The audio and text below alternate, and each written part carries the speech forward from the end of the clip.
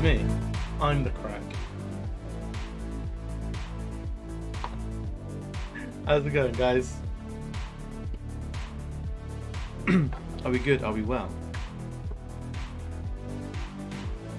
It's a brand new Just Chatting stream. Ooh. Screen, not stream. I've rinsed the battery once today. Shiny and new. I should actually update the March follows. That's actually going a lot better than it might suggest. Thank you, man. It's taking like all day to get done and finished. You have to let me know if the actual social media link, at symbols and stuff, are all legible. Because on my preview, it's tiny, but on screen, obviously, it's a little bit different.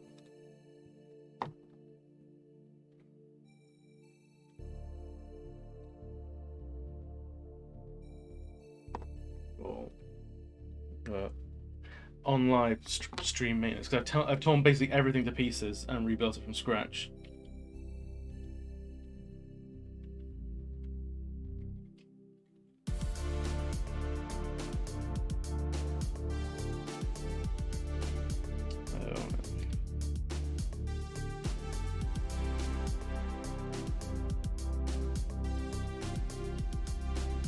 That's better. That's more like it.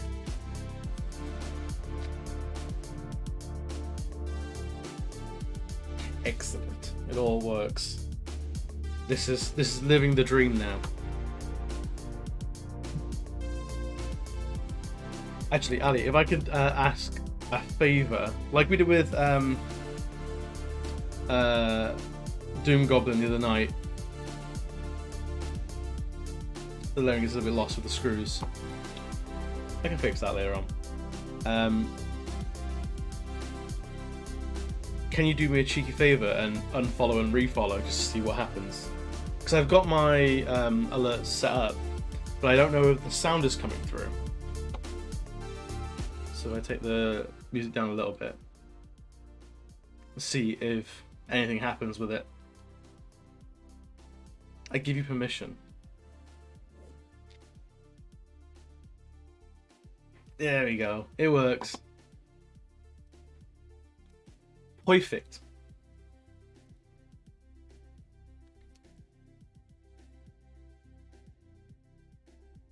Did you guys get the sound and everything with it?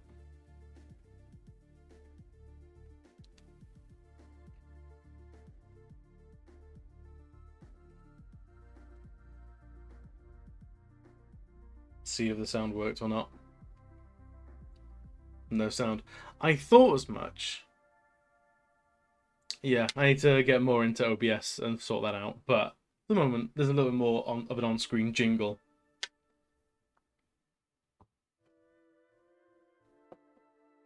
But, at the very least, we're here to draw, suckers. So none of this has really changed.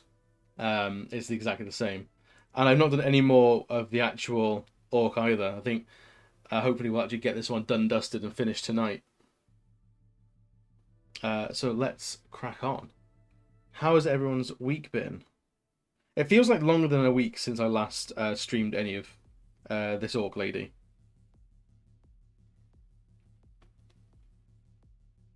Let's get in the right layer, get all the right brushes. Make sure we're actually doing everything properly. Oh yeah, how do you feel it went? Obviously not jinxing it or anything.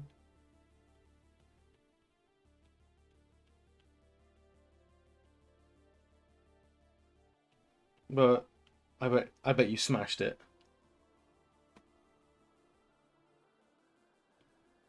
Well, I hope you're just being cautious.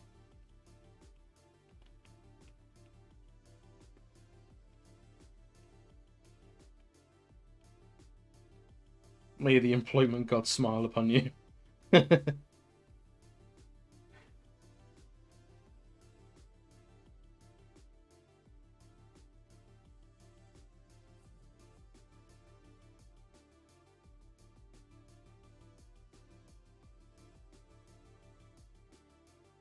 So it's been so the week has been mental. I think you know, Ali. I think you've been privy to most of it so far. Like all the different streams, working and not working to various different degrees. Um, had you and Goblin on. I say as guests, but it wasn't quite as formal as that. For the very first, what I'm gonna call buddy streams.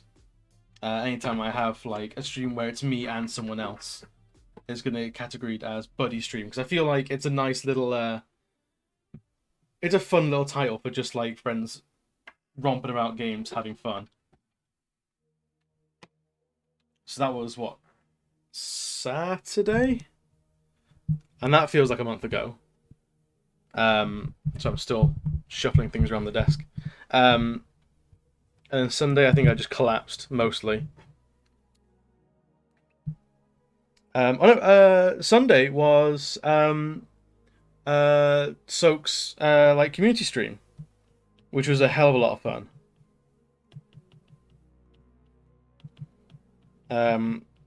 Just the Noodle Clan being all around good-natured sweethearts, as we like. Brandon, how's it going?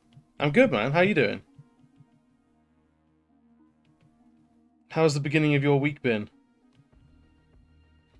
After the educational Doom Goblin stream on Sunday, which I'm really liking that he is the art guy. He's not, sorry, not the art guy, the history guy. Games and history lessons. I'm hoping that becomes his shtick.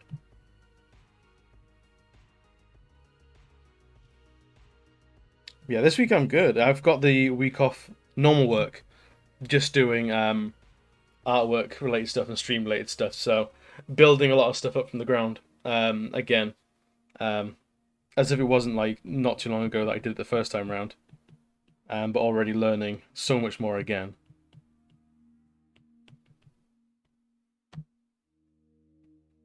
I hope you're having a similar good time with streams at the moment.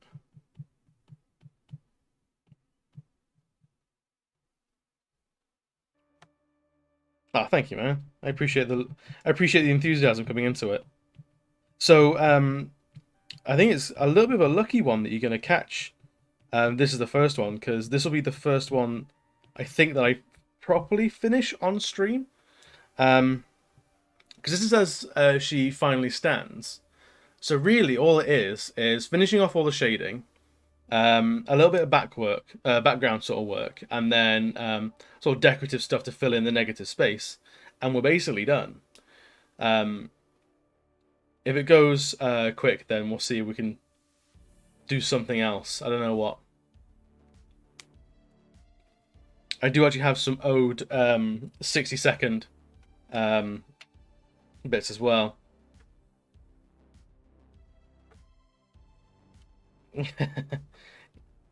Because you need a refresher every now and again, Doom Goblin. Gotta know the rules. How you doing, Doom Goblin? I know I spoke to you like 10 minutes ago, but I hope you're still well. And nothing has changed too much since you dropped me off home.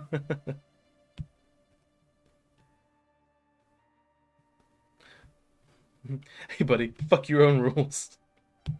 Come around here, fucking my rules. I'll install chaos on your next stream, Doom Goblin.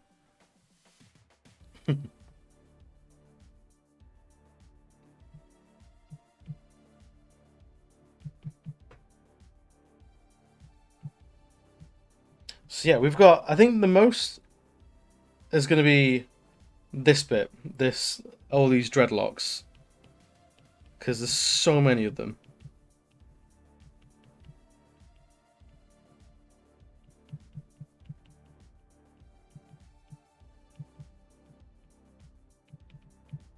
But hopefully if I get into a rhythm of it, I should be able to smash it pretty quick. It's not like normal hair where it all sort of follows one direction. Because it's all gnarled and twisted and wrapped around itself. At any moment, it goes one way and then can intersect the other way. So it's an absolute pig's ear. I don't know what to call it really.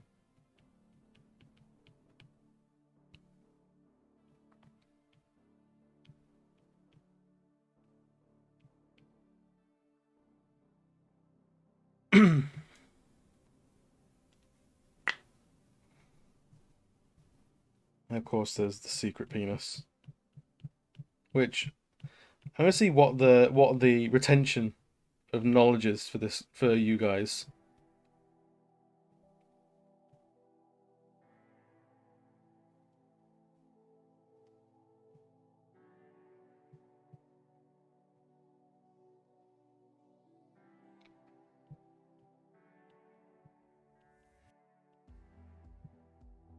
Yeah, let's do that.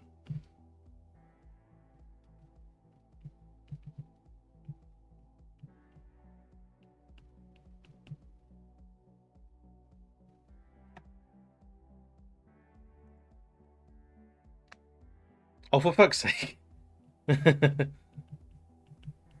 So, for those who don't know what Doom Goblin's on about, our good friend Dragon in the Bottle is playing some XCOM 2 at the moment, and he's naming all his soldiers after members of the Noodle Clan. So it looks like I'm bleeding out, and Doom Goblin just died. So F's in the chat for Doom Goblin.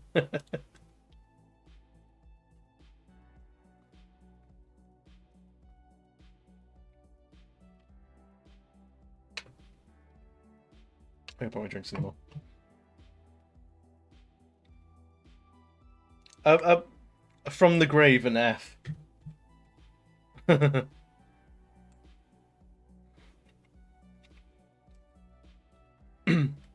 also reactivated Nightbot, and we'll see what Nightbot feels like tonight. It was going to start rampantly just muting people and warning them about emoji spam.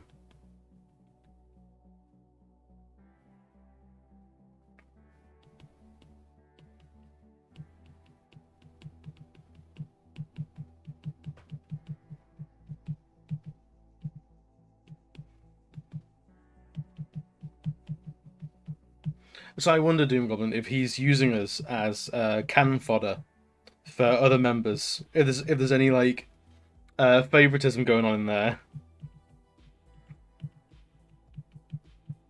we must have words with Dragon after this stream. Make sure there's no foul play.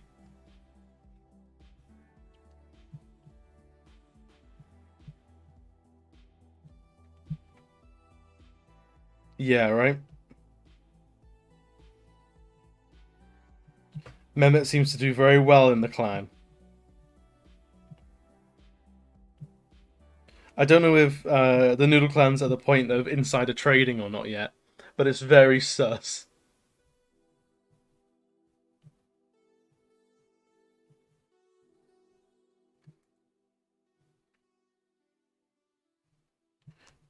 Some more on there as well.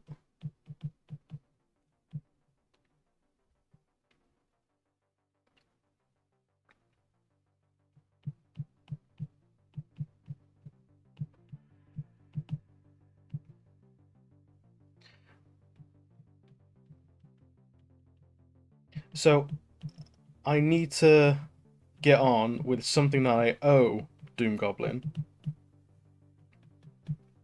and it is a 60-second drawing you purchased last week, or was it on one of the many uh, Legend of Zelda streams last week, which I owe you now.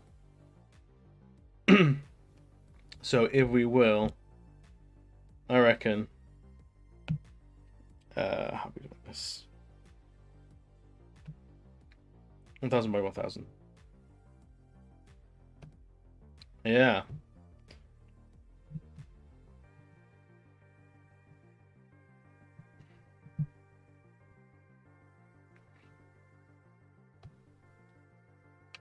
So I need a cheeky little stopwatch.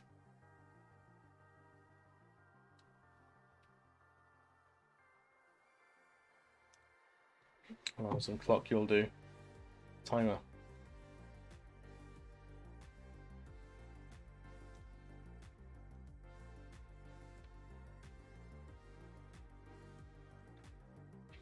So we will. So I reckon we'll draw a little Doom Goblin, and we'll give it a minute. Make sure I'm on the right pens. That's so it's not quite so dramatic on our eyes. Actually.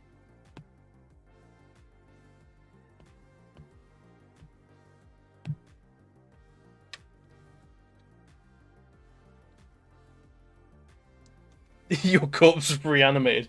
He's gunned you down a second time. That's brutal. That's savage. Well, let's see what we can do in a minute with a Doom Goblin. So let's see.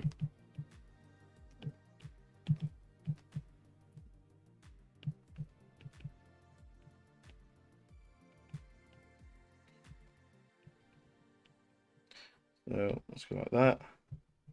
And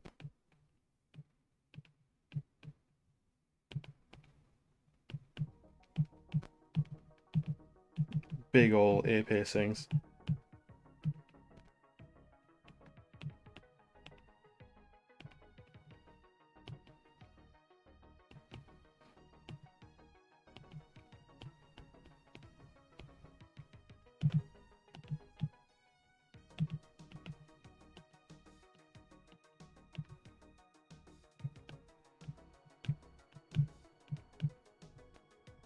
We're doing now.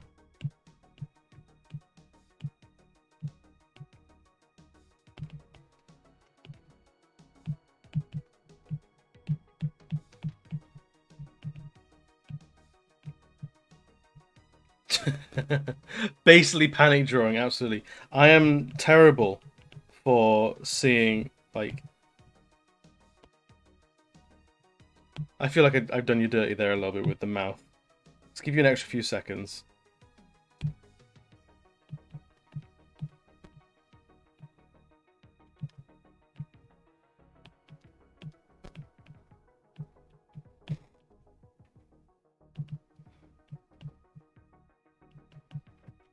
That's a 1 minute Doom Goblin. And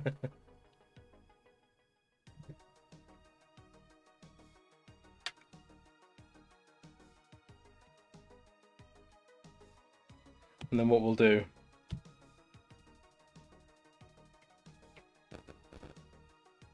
We'll pop that in a corner.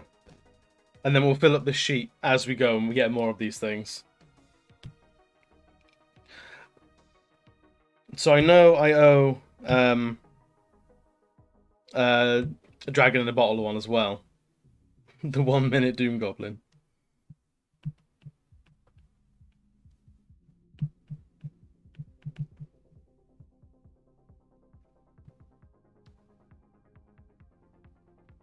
Well, we owe we owe Dragon in a Bottle one as well. I reckon we'll do it now. Why not? Let's restart that timer. And we'll go now.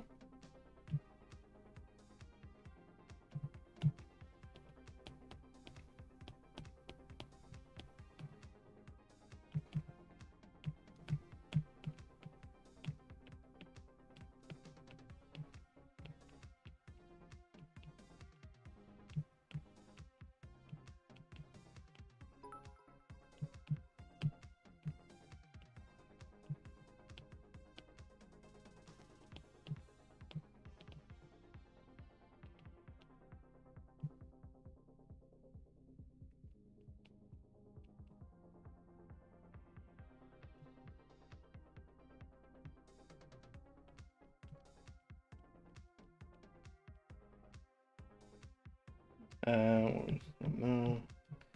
It gives the glass some actual depth. Oh, that's a shadow.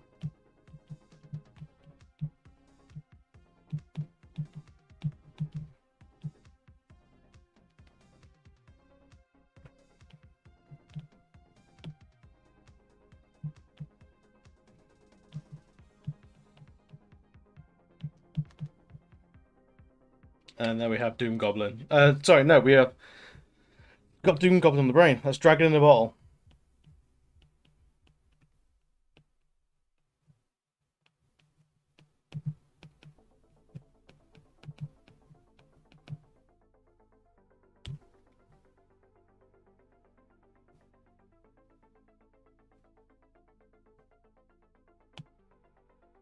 We'll fill that up over time. Oh, Doom Goblin, thank you for the 100 bits as well. Where were we? What were we doing? No, that's the wrong one. There we are.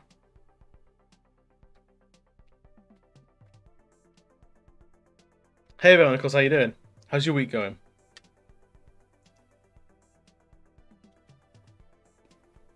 Have the guys above you finished their renovations yet? Or are they still going?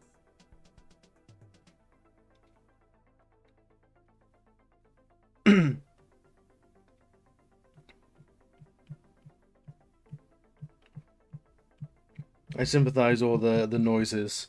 Super annoying. But on the other hand, the flat above you isn't flooding yours anymore. Or seeping water into it.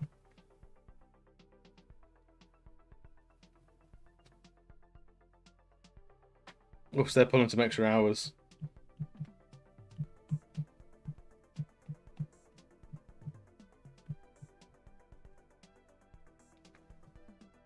Right, and we'll do this bit next.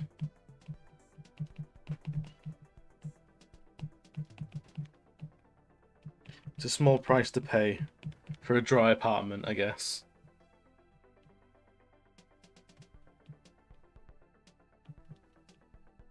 I hope it's a small price to pay anyway.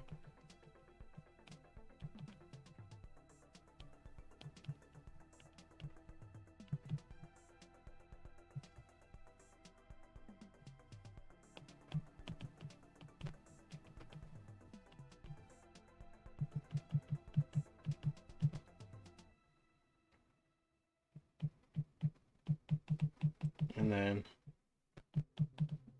it kind of comes up over here. This side's on the side of shadow now.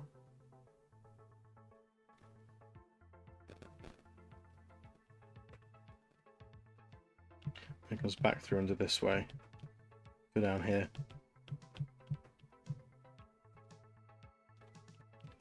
It's back to the underside.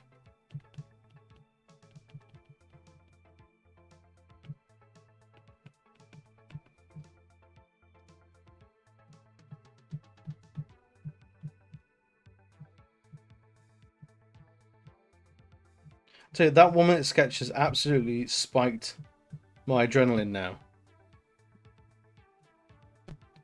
I'm feeling very much like now that I've done that 1 minute sketch, or both of them rather now.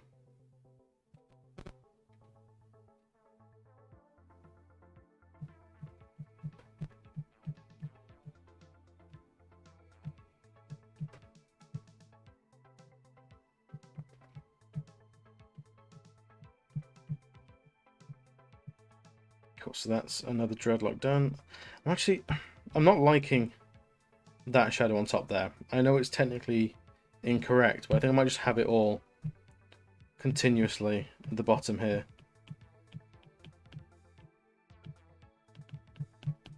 Even though it's not quite the right thing to do. But I think it makes sense for the artwork, unfortunately.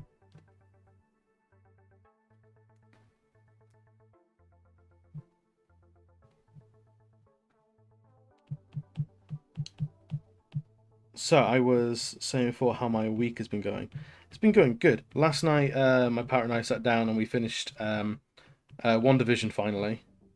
I know it's only just sort of finished, so don't worry, there'll be no spoiler talk or anything like that. But other than it was really good, and absolutely not the story I expected them to tell. It's a hard show to watch in some areas. Basically, it's the premise is Wanda and Vision are in a sitcom.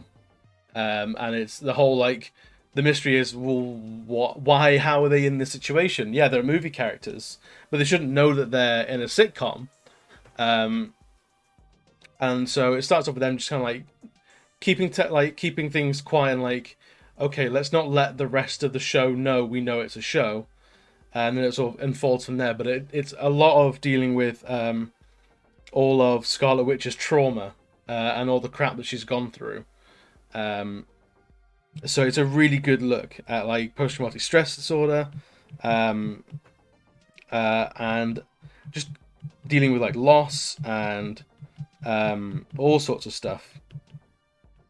It also touches on a little bit what happened to the people after they got essentially wished back into existence after Thanos doing the snap, and how that wasn't all as cut and dry clean as it sort of as the heroes wanted it to be. You heard a little bit about that in like Spider-Man Far From Home, with like was it like school news announcements where they were like some kids blipped out, and when they came back, they had younger siblings that had aged 5 years and are now like a couple of years older. So the older siblings like got blipped out and came back in, and they're now technically the younger sibling, which is a weird little mind fuck for kids to deal with. So I'm just moving the camera a little bit, and things like that. So people coming in and they've essentially missed 5 years, and people that they know, family, friends, all that sort of stuff, have moved past in that time. So it sort of touches on those subjects really, really well, and how the hero saving the world isn't always cut and dry the best thing in the world. Obviously, it's the best course of action, but it's not always neat and tidy for the common folk, which the odd comic book hero there touches on really, really well, and they've done really well here. Where is this going? This will be just under here. So yeah, if you can handle fighting with Disney Plus and its ridiculous app. We watch on the PS4, so we're using basically the mobile app, and it's not the most intuitive thing in the world, unfortunately. So you have to contend with that, but otherwise, really, really recommend it. It is fantastic.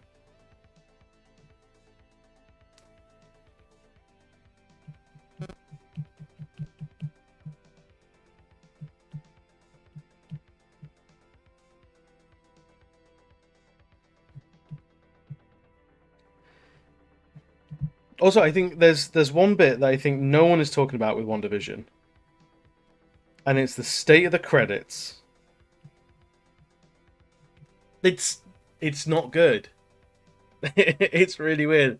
They're like 35-minute episodes, and about 7 of those minutes are dedicated to like the flashy opening credits, which are at the end of the episode for some reason, and then the actual scrolling credits. And like 2 or 3 full minutes of localization cast. So like in the Spanish dub, it's all of those people, and then in the French dub, the Italian dub, Japanese dub, I think there is as well. And at the end of like a big Marvel film or like any sort of like blockbuster film, I get it. There's a lot of people that put a lot of work into these movies, but you're there for an hour and a half, so 7 to 10 minutes of credits feels like a decent payoff. Whereas in an episode that's barely 30 minutes itself, to have 5 to 6, 7 minutes of credits seems a lot. No, it kicks you back out to so you know like Netflix will give you like a show's like almost page. So you'll have like the big wall of things that you can watch. You click into one of them, and it'll go da da da. This is the show, and then here is a little synopsis, and then here's all the episodes you can watch. It basically you hit the episode you want to watch, And when it's done, it'll put you back to that screen to then select the next episode. So there's no continuous run on. So you can't just set it and just let it run. Every time an episode ends, you've got to go and actually choose to go and get the next episode. Um, yeah, yeah, and Netflix is really good at having the skip credits button at the right place. It seems like Disney Plus just has skip credits about 7 seconds before the end of the video you're watching, credits included. So you watch all of the credits apart from the last 7 seconds, and then you can skip it. But it doesn't skip it to the next episode, it skips it back to the menu. So you might as well just hit circle or whatever, hit back, and go back to the menu yourself. It's mental. It's so unintuitive, it's incredible, it really is. But like, that app has only been around for a while. Like, a couple of months maybe now? So, whatever, I'm willing to forgive. On the pretense that it eventually will get better. But who knows?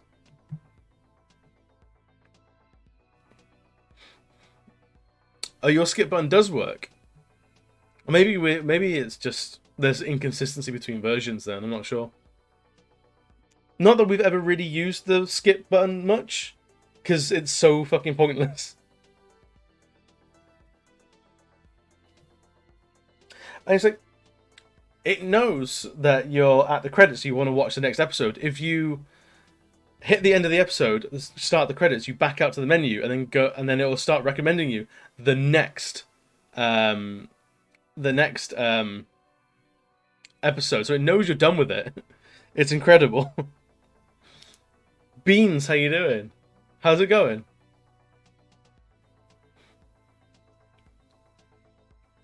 Yeah, I wonder if the PS4 app it just isn't being supported properly.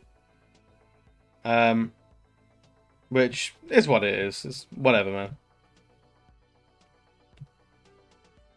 But ultimately, the long short of it is, WandaVision is incredible, and all the hype that is going into it, believe it, because I was enamored from the start.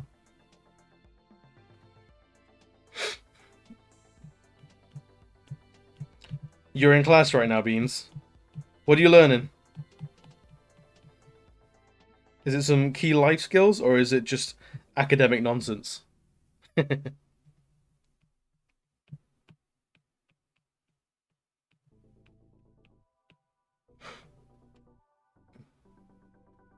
Yeah, I'm happy to have this stream just become like a WandaVision love fest.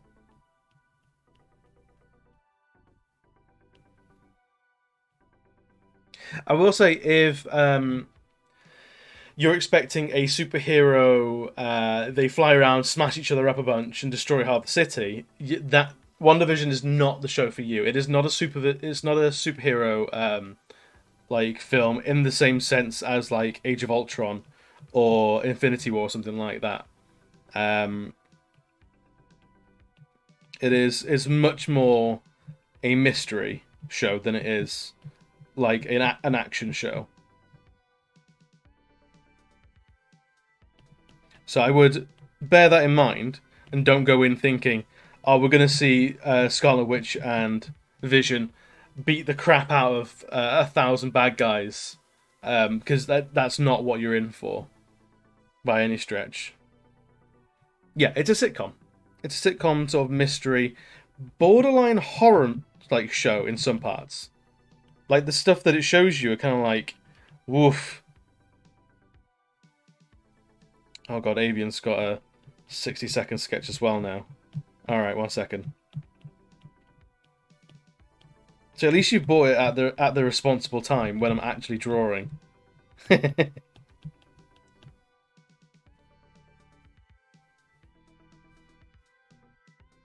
It did. It really did. It's opened so much that they can do.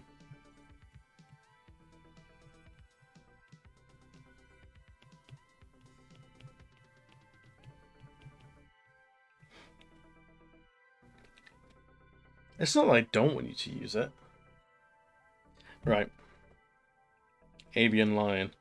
What are we doing for you? do a big old lion face. And a compliment. More compliments. Fair enough. I can't remember what I've said about you last time. All right, your compliment, your dedication to help friends who are trying in new avenues like streams and things like that is genuinely really commendable. It is really nice to meet someone who is ready to put their time where their mouth is in terms of supporting friends. I appreciate that endlessly.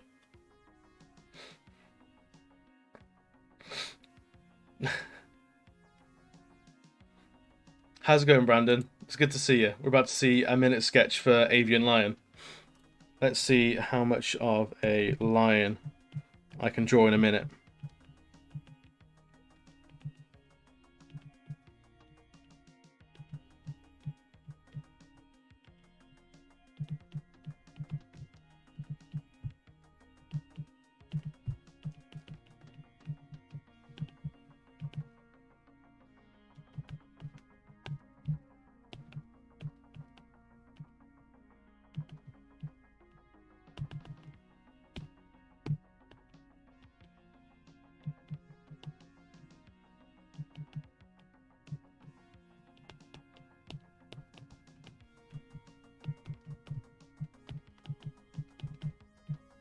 Let's see.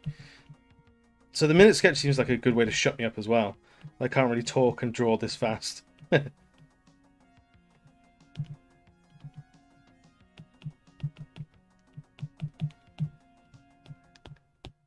that's your minute.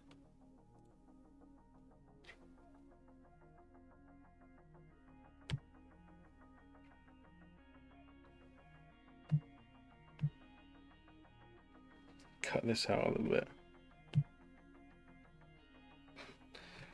It's a one-eared lion. It's in some shit.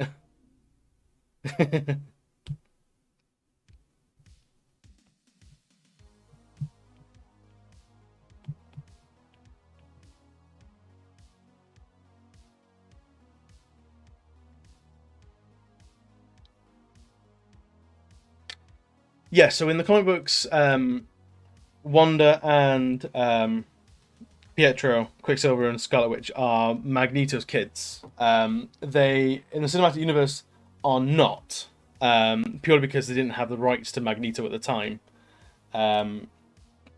So they are just sort of random kids from Sokovia. So in the comics, they're not even from Sokovia. Sokovia, to my knowledge, doesn't really exist. There was a storyline where it sort of insinuated were they adopted kids?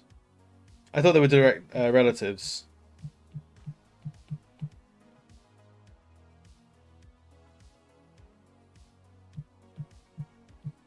Because I remember there was a storyline where Scarlet Witch basically said, in the same way that she said no more mutants and created House of M, where basically mutant kind was stripped down to like 10% of its number.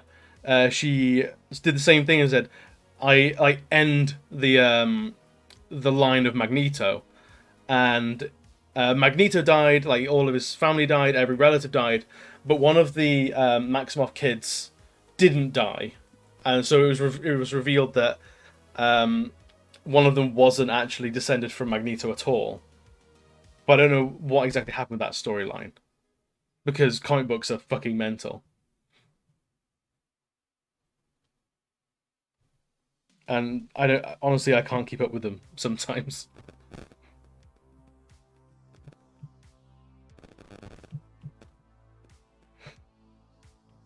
So yeah, if you know exactly what has been going on with Wanda, Pietro, and things like that, then by all means let me know.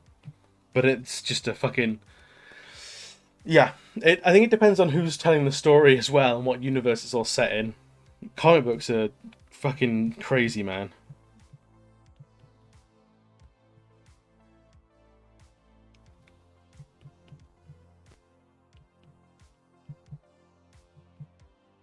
So with comic books, where to start in comic books, I'd always say is um, pick either just pick up like off the shelf in a comic book store just pick up Avengers, like the Avengers. Just pick one up, like a big team book. I'm only using Marvel as a reference, but like Justice League or like Thunderbolts or Suicide Squad, anything like that. Just pick a team book, read it, and see what characters you like. And say like again, you're reading the Avengers, and you go, "Ooh, Black Widow, like Black Widow. Where can I find more of Black Widow?" Chances are there will be a Black Widow comic book running concurrently, or there will be trade paperbacks of collected stories of Black Widow. And they'll be more like Black Widow focused, and then there's you're in, and just jump from character to character. Really, is the best way, the best advice I ever got for it. Um,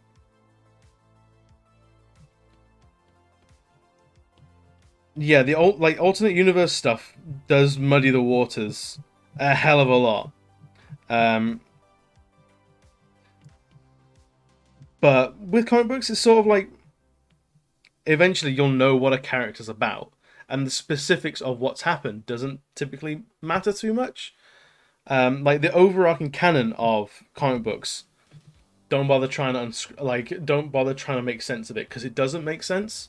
There's no way to fit it all together. Take each story you're reading at face value. That's all you'll be able to glean from any of it. It's really like it's a strange state of affairs for comic books.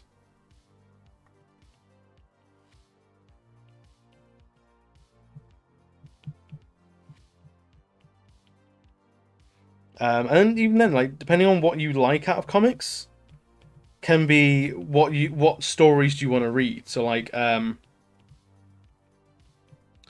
ones that I've read, if you want a proper um, yeah, multiverse stuff is absolutely going to happen. The new Doctor Strange or the Doctor Strange movie coming out is Doctor Strange Multiverse of Madness. So it's absolutely going into the multiverse shenanigans. I think the next Spider-Man film is going to be called No Way Home, and with them launching, I don't know if you saw on Twitter, Instagram, a bunch of the cast got different movie titles to release on their own Instagram pages, and they're all different fonts, all different subtitles of movie. And then eventually the actual one came out, so everyone's sort of going, could this be a Spider-Verse-y kind of thing going on? Are we going to see Spider-Man from a different universe? Which, that's what my money's on. More Spider people. Yeah. I think like Spider-Verse is completely separate again. But it's like, you know, generally, you know who Spider-Man is, you know what Spider-Man's about. He's the nerdy kid who accidentally got superpowers, and he's trying to balance school, girls, his own insecurities, and being a superhero. And being a superhero that matters as well. Generally, that's his shtick. That's what he's about. The specifics are whatever. So yeah, it's comic books can be very intimidating to get into.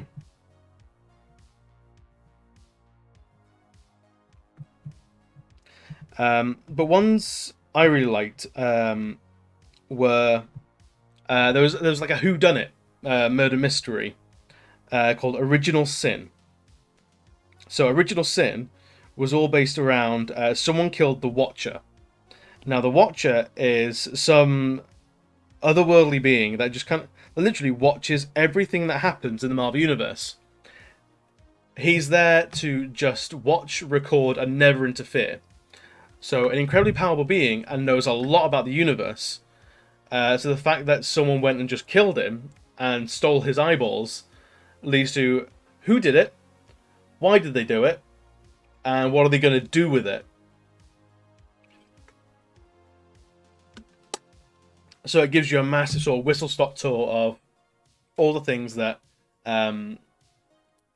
people are doing to try and either find the eyes, find the killer, find the motive, and prevent like any more murders. So Original Sin is one I really enjoyed, and it's very. I think Original Sin is going to be quite relevant for the Marvel Cinematic Universe because Um, it's spoilers, but it's spoilers for Captain Marvel. That film's been out for a while now. I'll just double check when Captain Marvel actually came out. 2019. When about in 2019? 8th of March. So it's been out 2 years today. And if you were present in Doom Goblin stream the other day, my personal sort of barometer for spoilers. Um, no worries, man. Good luck with the test. Thanks for hanging out. I always appreciate it, man. Yeah, so happy birthday, Captain Marvel, as a film. um, but it's 2 years now, so any spoiler talk is free game as far as I'm concerned. If you haven't seen it yet, then honestly, you probably I can't imagine you care very much. Um, but one of the side effects from that movie is it's revealed that Nick Fury, Samuel L. Jackson's character, has been a shape-shifting alien for a long time. And they are called the Skrulls. So Skrulls you might recognize from comic books. Usually they're shape-shifting, invasion of the body snatchers style, nasty little alien dudes that are trying to subvert human culture and rule the Earth. In this, in the Marvel Cinematic Universe, they're basically just refugees. They're down on their luck. They're being hunted, and they're borderline extinct. I feel, if I remember right. But anyway, it turns out Nick Fury, the one that we've seen on screen for the past few years, is and has been a Skrull. So an alien shapeshifted to be Nick Fury. The actual Nick Fury is up on a space station, looking not down on Earth, but out towards the stars. So trying to predict alien attacks, silence threats to Earth before they materialize, and basically be Earth's silent defender. And that is directly tied into uh, Original Sin, because that is the position called the Man on the Wall. And the Man on the Wall is basically someone looking after Earth that will do all the nasty shit on a galactic scale that no one on Earth really wants to do. So he's been in a very, very, very interesting position for a while, being this man on the wall. And honestly, I was really shocked to see that that's what that led into with Captain Marvel, because that's a huge thing to drop on the audience, saying, "Oh, by the way, Nick Fury isn't Nick Fury. He was a shape-shifting alien the entire time. The actual Nick Fury is on a space station."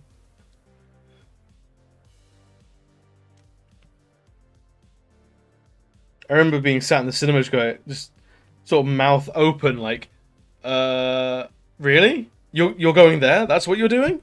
I'm not against it, but I just didn't expect it, is all.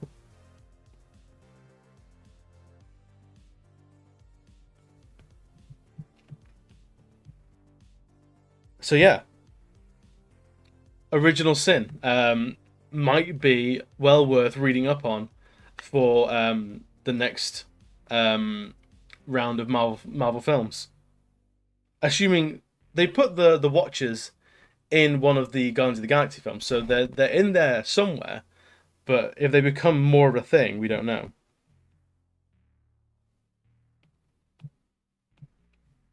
Oh, I reckon the cat's gonna come back. That the Flurkin, the little nasty alien cat. Yeah, the Flurkin will absolutely be back.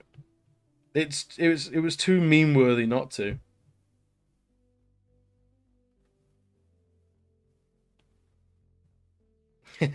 You forgot about the Watchers, as they had a Stanley as an astronaut, basically telling them stories.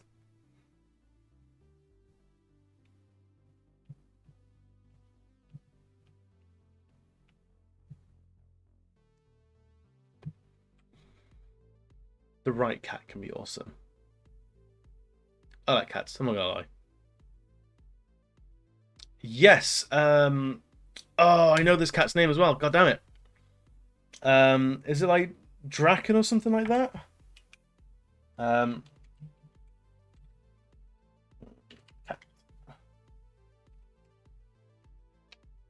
Dex Star. Angry little kitty. Yeah, as soon as I found Dex Star exists, the little cat, Red Lantern, I immediately went and read the origin comic of where Dex came from, and it is really heartbreaking. It's a really horrible, sad story.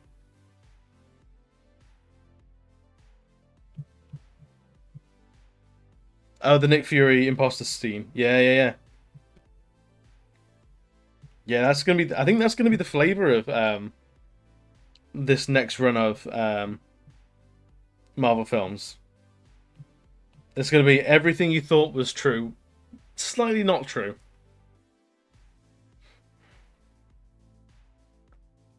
It's not as true as you might have thought it was.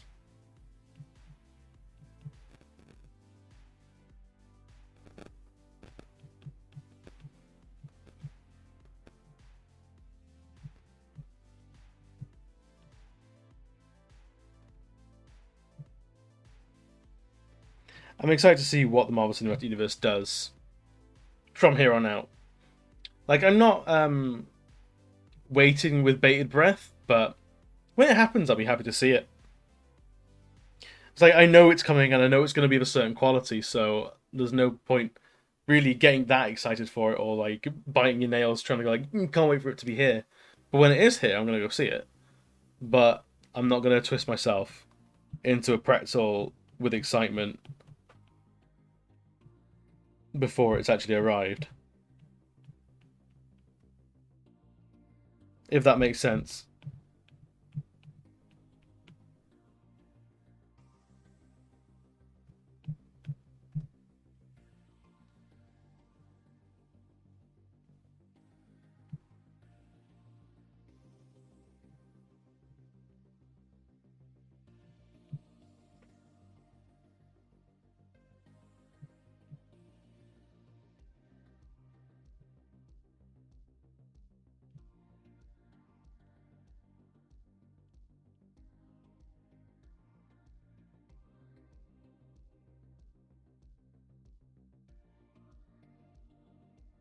I'm excited to see Black Widow. To be honest, I do want to see like a because it's long overdue that Black Widow got her own movie to begin with, but also I want to see David Hayter as Russian um, Captain America. I think it's gonna be a lot of fun.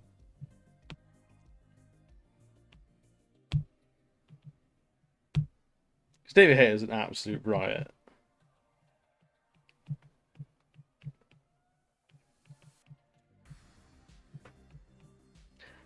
and I know it didn't do very well. Yeah, yeah, it's the guy from Stranger Things, Hopper, the cop, and I know it didn't do very well. His Hellboy movie, but I thought it was a lot of fun. I thought Hellboy was really good.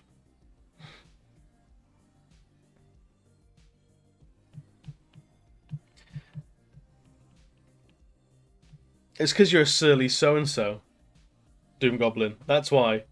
Because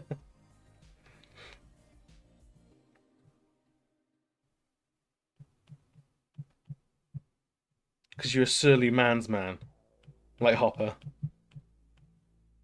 That and you're white and have a beard. Is it really? There do the similarities end.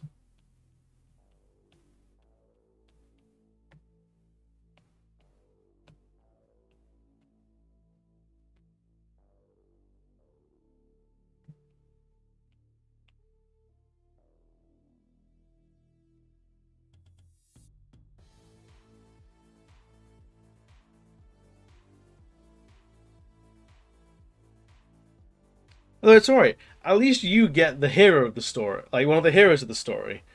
when we all went to go see Harley Quinn, the what I got was everyone goes, "Oh, you remind me of Black Mask, Ewan McGregor as Black Mask," and like on the one hand, thank you, Ewan McGregor's a fantastically handsome man. That's a massive compliment. On the other hand, Black Mask specifically is a real piece of shit. He's a real good bad guy that you love to hate. So I don't know what it says about my character that people go, "Oh, the bad guy? Yeah, I can see that." Yeah. Mm. I don't know what to think of it. Should it be a compliment or should it be an insult?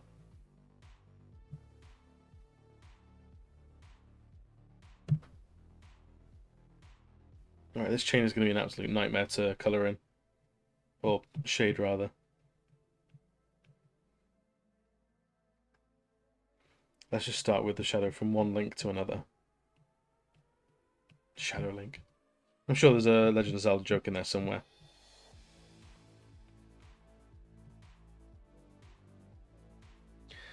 It was a unanimous decision. It really was. It was. I've never seen the group quite so united.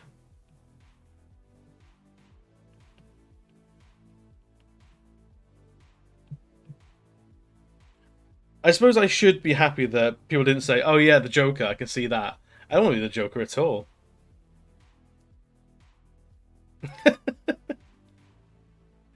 Brandon, you make a very good point. As long as you're not Clayface or the floating head dude, I'm not sure who that is. But yeah, as long as like they're passably handsome, should be happy. It's a very good lesson, Brandon. It could be a lot worse. I could be compared to a lot worse.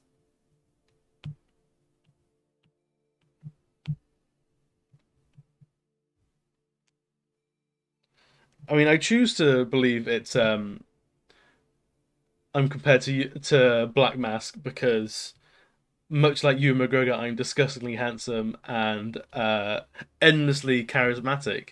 But I don't know if that quite flies. I feel like if you claim to be all those things, you immediately become none of those things. And the people that claim to be irresistibly gorgeous, I don't know about you, but that immediately makes them feel gross and disgusting. Like, not as beautiful as you think, maybe.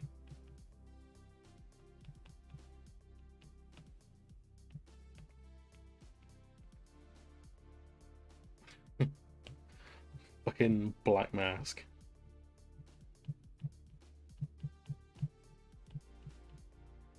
The outrage of it all.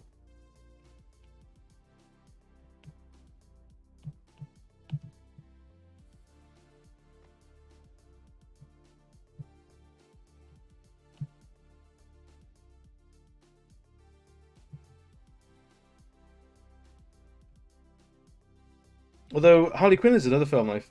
Did I hear that it's not getting a sequel? It didn't do as well as they'd hoped, which I thought was a shame. That film was a lot of fun from start to finish. I have a lot of time for Margot Robbie's Harley Quinn.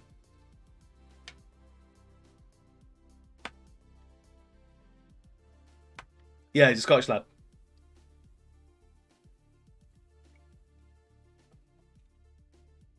Absolutely. He's an actor that really came into his own. Mid 30s, closing on 40.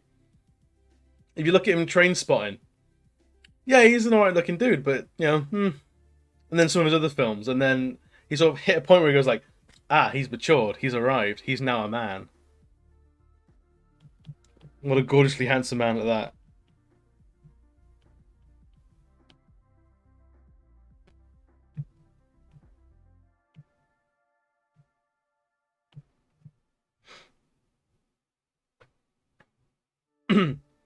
Yes, that Obi-Wan beard definitely suited him very well.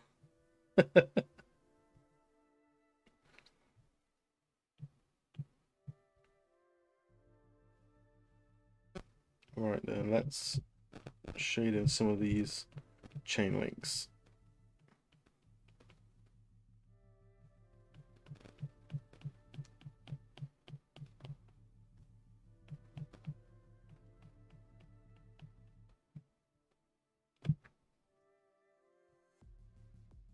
What I'm really excited for with all the Star Wars stuff. Like, I will get to the Mandalorian eventually, but the Obi-Wan show, that's what I want. It's 2021. I want a fresh. Hello there.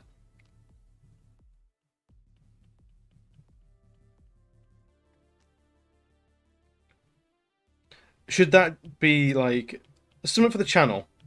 Should that be my like alert noises? It's just classic Ewan McGregor quotes. Like for a new follower. Hello there.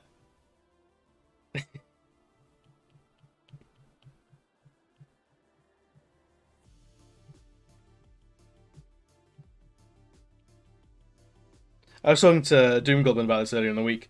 But an alert, I reckon I should get an alert for anytime someone unfollows me. And now I have the perfect sound clip for it. It's Obi-Wan showing Anakin at the end of the trilogy, is going, "You were my brother, Anakin. I loved you." As someone unsubscribes or unfollows, I think it's perfect, and I will not be taking questions at this time.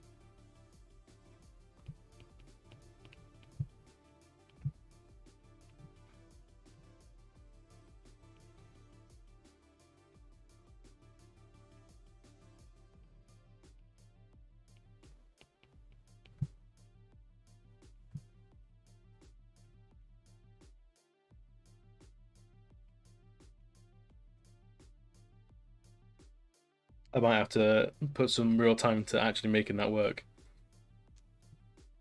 I reckon I can find the best Ewan McGregor quotes pretty easily. I absolutely will. I'll post it in the Noodle Clan. I'll get everyone that's ever followed me so far to unsubscribe and or like unfollow and refollow, just so I can get an absolute torrent of you and my brother Anakin's.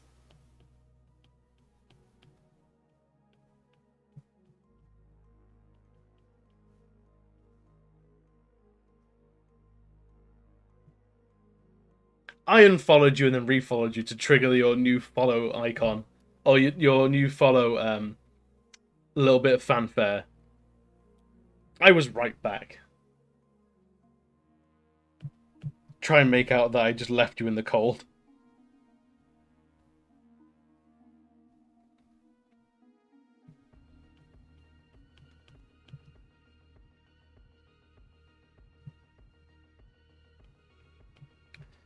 Outrageous.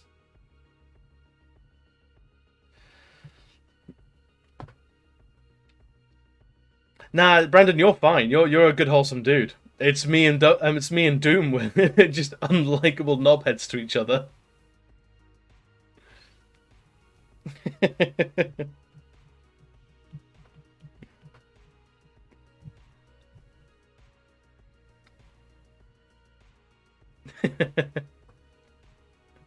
Yeah, I have no regrets about it.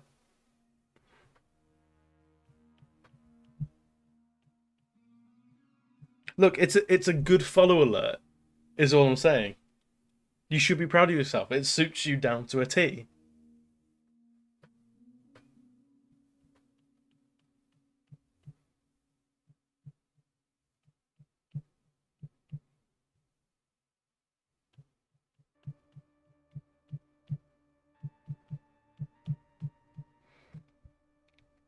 All right, so if that's the topic of discussion, is the best alert sounds that we can get for our channels. Let's workshop which Ewan McGregor quotes we can use for mine.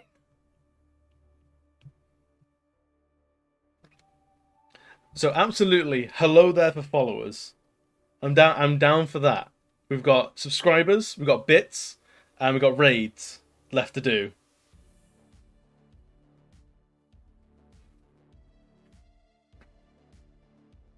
Okay, you have the high ground.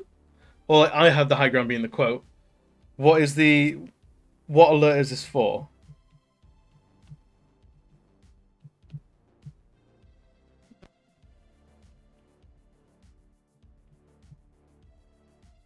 Is it for subscribers, so they can claim that they've got the high ground. They're morally superior to the rest of the people in the chat.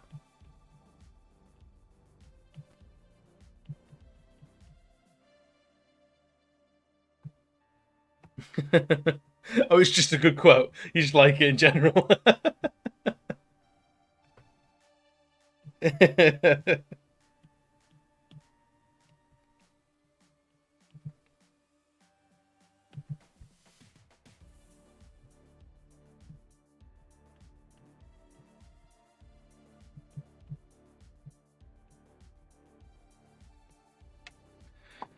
Right, let's have a quick Google of the best Ewan McGregor quotes.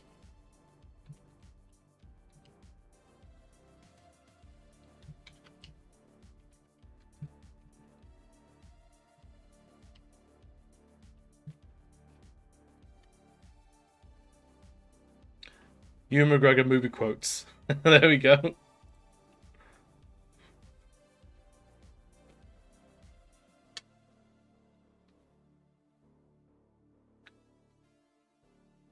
Or should I have like the entire spiel from Train Spotting whenever someone subscribes?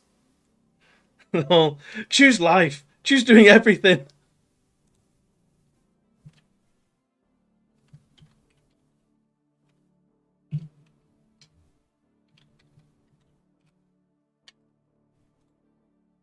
The proper Train Spotting.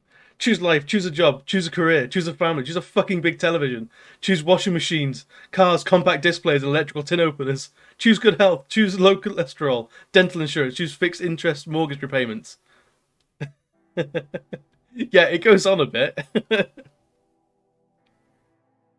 Or maybe just like the last bit of it. There are no reasons. Who needs reasons when you've got heroin? That's a wildly inappropriate thing to put on a stream.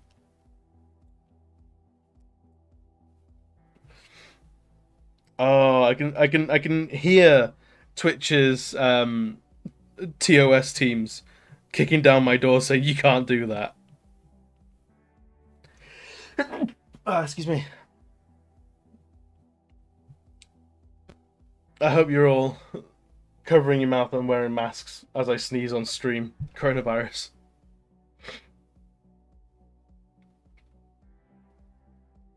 Um, I'm not sure when it actually happens in the movie.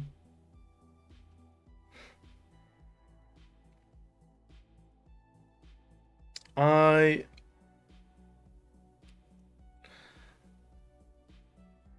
I think it's at the very beginning of the movie. I think it's when he's running through town being a cheeky little lad.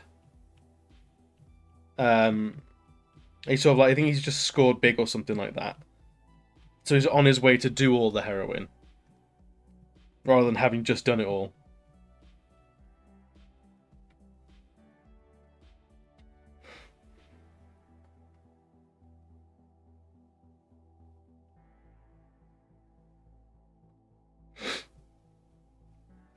Yeah, it's a big sort of point in the movie is his sort of attitude and how it changes throughout the movie. If you haven't seen it, I'd highly recommend Trainspotting 2 as well. Um, I think that's only a couple of years old. That only came out a couple of years ago, but it's like still like 20 years after the first one. So it's and they've progressed the story 20 years as well. So Ewan McGregor's character has been away for 20 years and he comes back. They get the entire cast back together as well. And it's really good. There's a lot of heartwarming bits and a lot of really sad bits. Like you see where all these characters have gone, where some haven't gone anywhere at all. Um, is absolutely heartbreaking in places.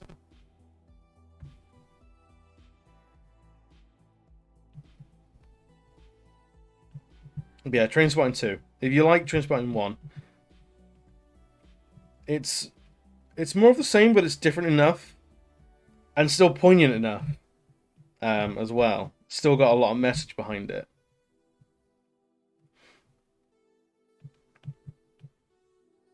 So Bigby's still there, and he's still an absolute nutcase.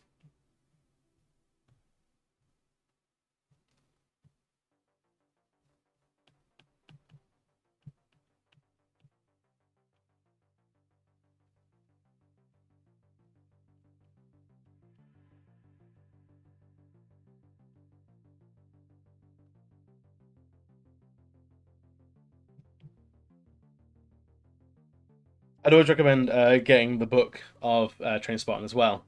Although if you do, buckle up. It will be a ride because it's written in phonetic Scottish. So Avian Lion, you and I would be fine because I've got Scottish grandparents, so I'll know it all from them. And I've read enough Rabbie Burns to get by. But if you've never read any phonetic Scottish before, you will be absolutely lost for a long time.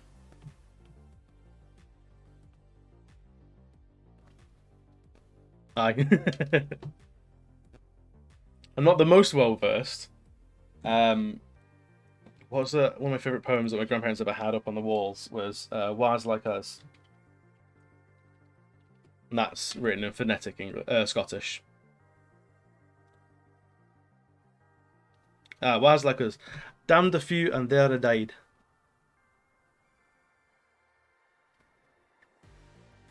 "Wise Like Us" is a great little poem of just how good the Scottish are at inventing things. So if you want to have like a poetry evening, I'm down for it. But the first paragraph is like the typical Englishman in his home he calls his castle. Finishes his breakfast of toast and marmalade invented by Miss Killer of Dundee, Scotland, and slips into his raincoat patterned by Charles Mackintosh of Glasgow, Scotland. And he goes through all this stuff, and eventually the Englishman tries to take his own life, but he can't because he can't escape the Scottish. The breech loading rifle he has to take his own life, the mechanism was invented by the Scots. So even in death, he can't escape Scotland. It's a fantastic poem. I love it.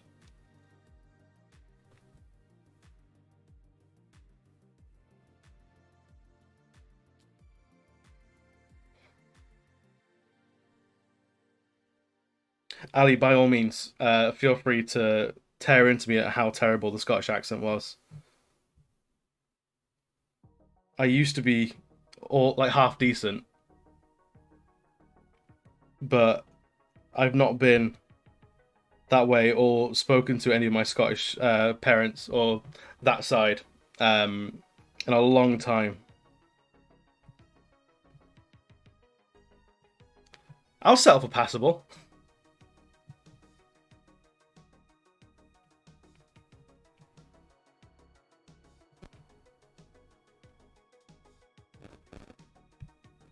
Passable is all I go for. A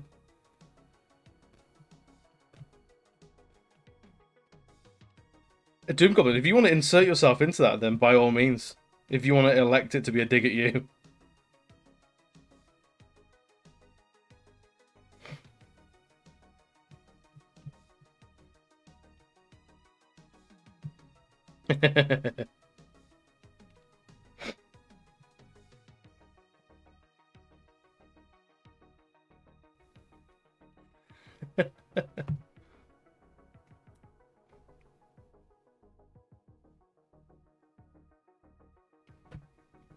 Avian, be honest, is Doom Goblin's D&D campaign full of Scottish NPCs?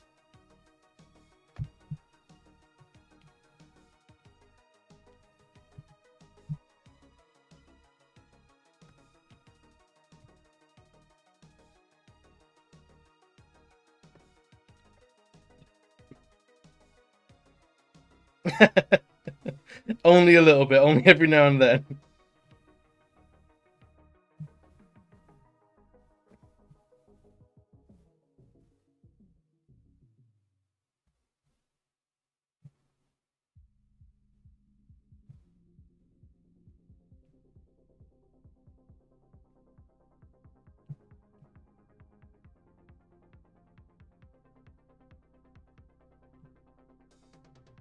Who's Simon Scottish or my Scottish?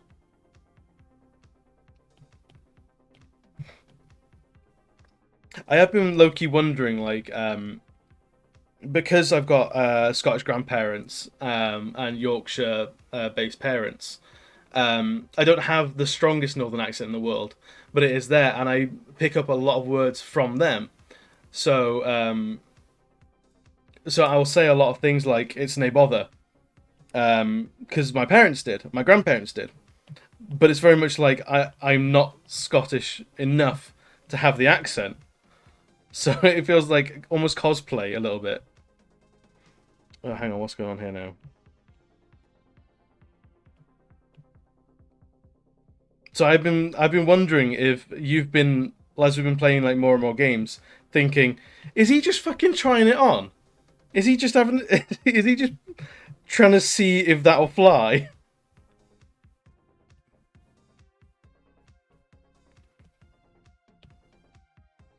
It's always interesting to see or hear.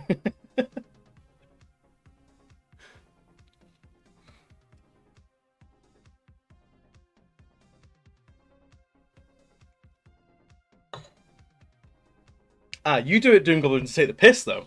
That's just how I talk. That's just the words I use.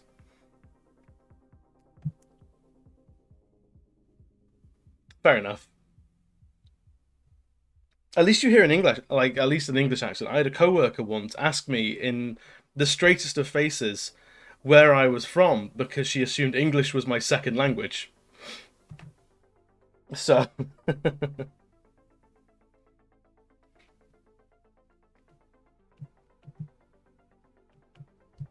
so there's that.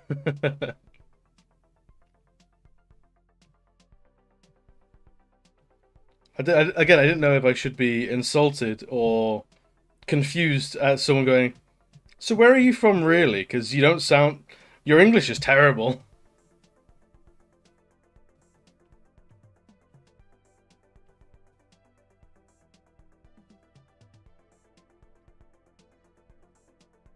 Oh no, I never assumed I had any in any way, shape, or form a Scottish accent, but some of like the words like Ken and I and things like that I'll drop into every now and again, just because that's how my parents talk. So it's very much like a learned thing.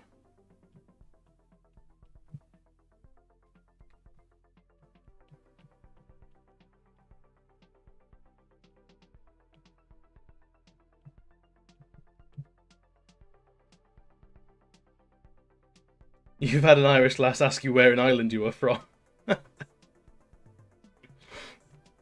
Anyone from the British Isles, the UK, Great Britain, any which way you want to any which way you want to slice it, should know the difference between between Irish and Scottish, especially I feel, especially if you're either Irish or Scottish.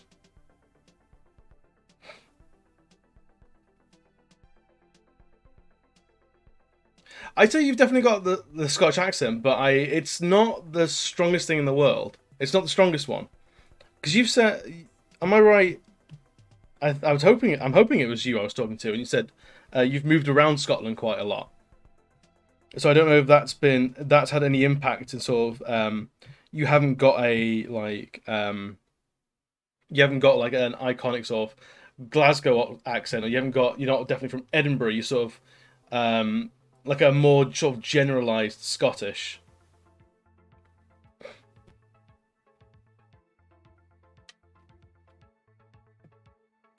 So I don't know if that makes any sort of difference.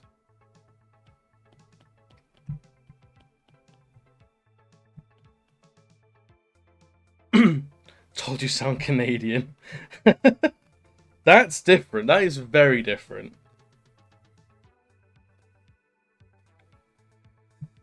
Yeah. So Edinburgh to Aberdeen, grew up in the Highlands, went to Inverness. Yeah.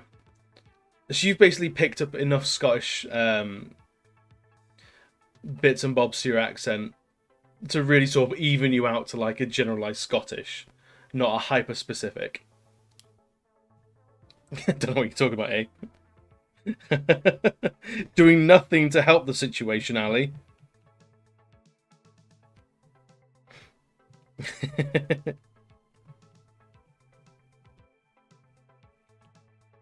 I do remember going to America, and almost like the first thing got I got met with was,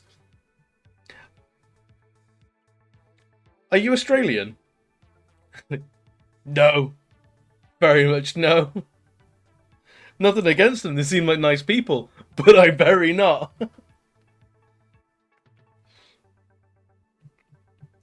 It's great how accents can get misplaced. I love it. Am I Australian? Fucking hell.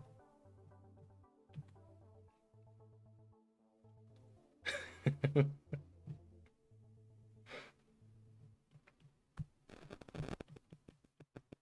got it a couple times as well. It wasn't even the once.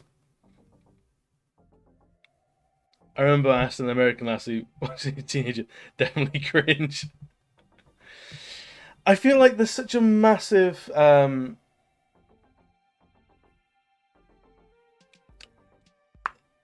there's such a massive border between Canada and America, and some towns are so close to that border that there's very outlying cases where I think it's permissible to have like being confused. Um,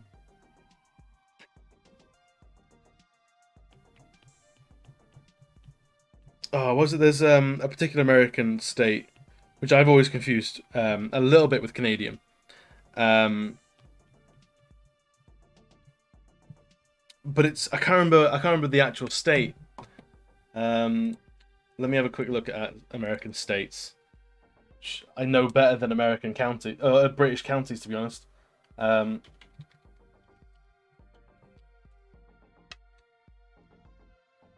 Images. I think Minnesota.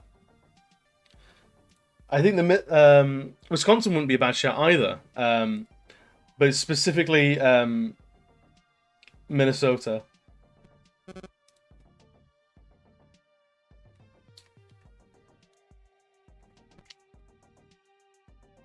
Oh yeah, of course, Brandon, you're American. You'll have an absolute like you'll have an absolute field day with us trying to name American accents and things like that.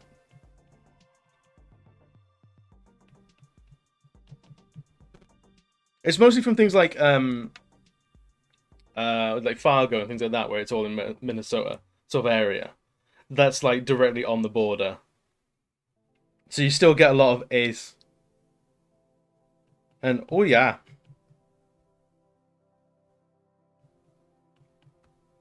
it sort of muddies the water between straight up American and Canadian. I don't apologize for any offense at all. I'm here for it. I'm gonna get this chain out of the way as well, because then I'll be done with them. They're an absolute nightmare to shade in.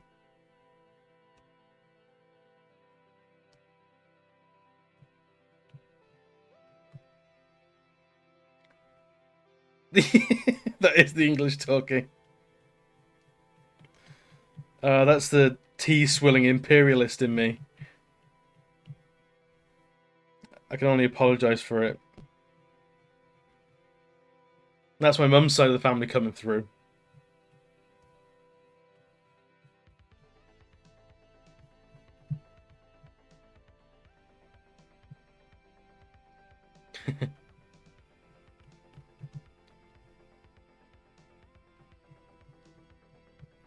Shit, my imperialism.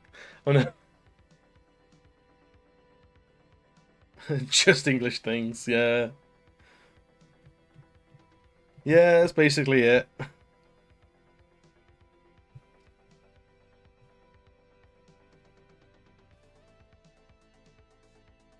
Yes, you are, Caleb. It's because you're here all the time. How's it going, Caleb? We're talking accents in here.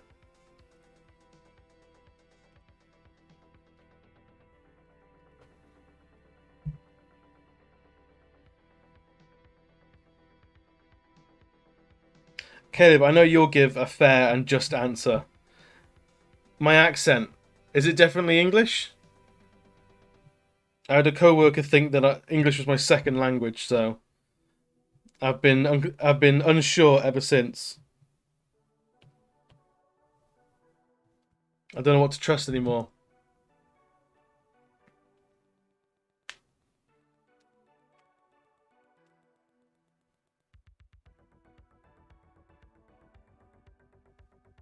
sort of good English. It's all right. It's a good 6 out of 10 English. Like room for improvement.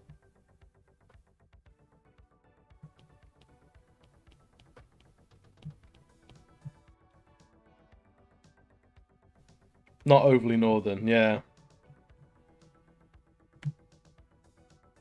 I feel like I want to move back to Manchester for a few years, just to sort of recharge my Mancunian accent. I feel like it's all these Southerners. I know it's the Midlands, but anything south of where you're born is the Southerner. All these Southerners have really softened my accent, and it's the shit will not stand.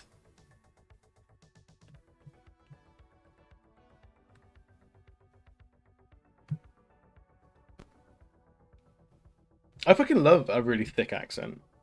There's nothing better.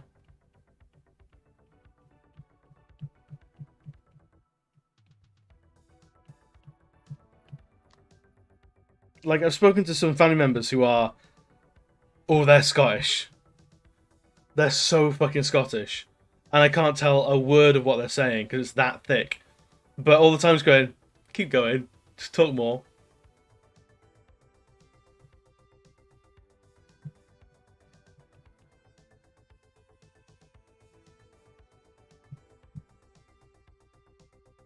I don't get your hate with the Brummie accent. I think the Brummie accent's brilliant.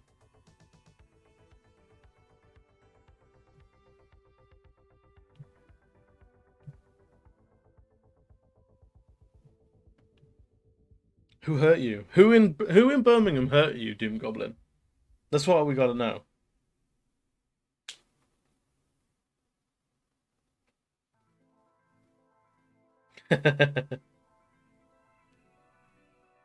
Sounds like they're sedated. They're just chill, man.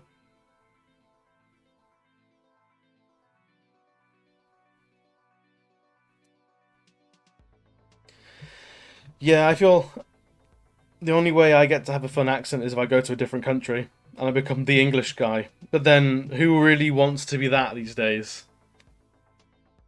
Nah. Chelsea accent? Oh, that's is it? No, it's not Geordie. Chelsea accent.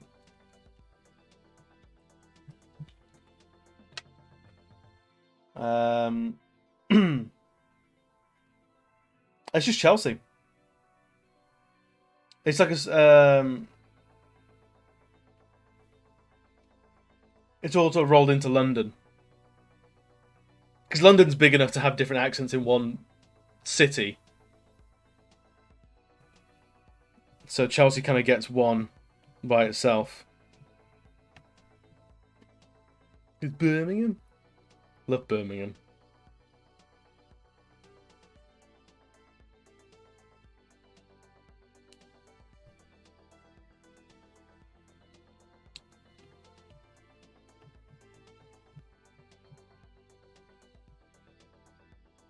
I'm sure, Avian, you've got plenty of good things to say.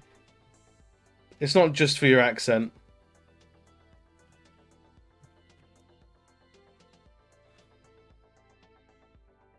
Like Birmingham, the people. Just not the accent. I don't understand. I don't understand the hate, man.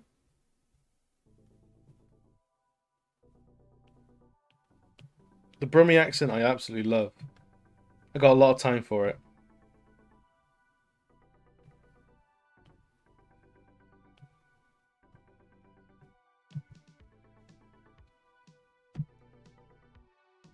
Yeah, that sounds like a Joe Lycett thing. I should have assumed that your parents were Scottish, or at the very least, you had Scottish roots with a surname with your surname. Bruv is definitely very London, sort of rude boy sort of talk. But Bruv's sort of gone all over the place now. Basically, any urban area you get Bruv. Um, it may as well be.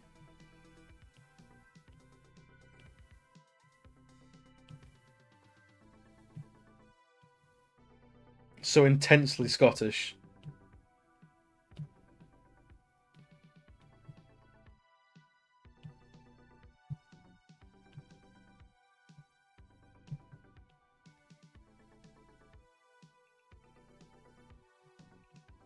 I think we're talking all these accents. I wish I could just give you examples of a lot of them.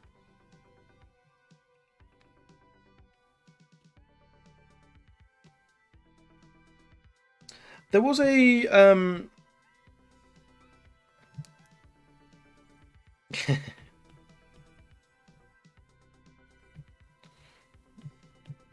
oh, Avian, wait till you're here. So being a Grant, I have looked up like bits and pieces on the Grant clan, as if I'm some sort of fucking lapsed member. Um, don't worry, I carry the blood, but I don't have the accent. Please believe me, sis. Um, so I know our Tartan is the steward, and our sort of clan motto is stand fast.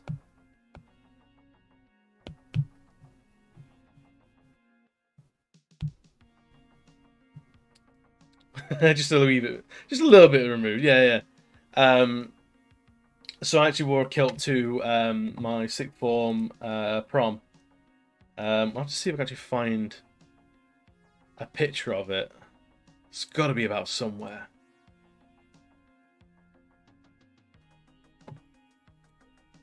Let's see.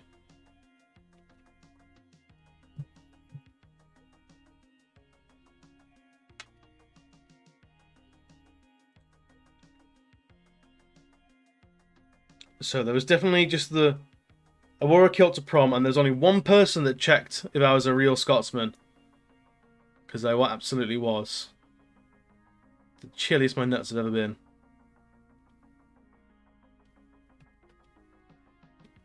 I loved it.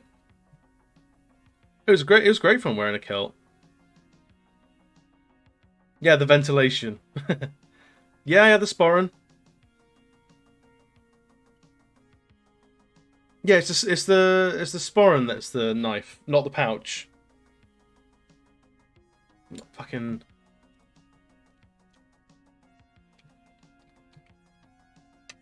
sporran.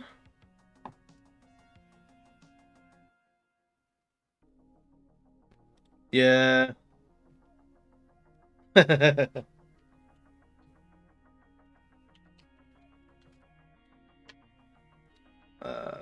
Fuck. What was it called then?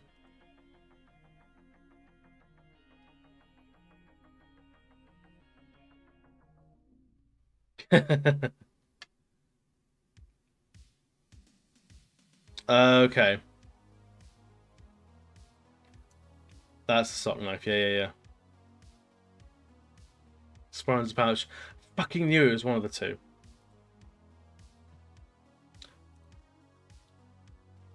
Yeah, right.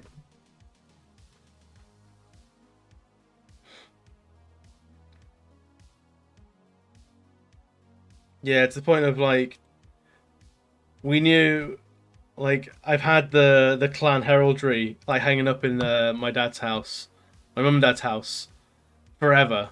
It's been a long-standing thing that's been there. Um,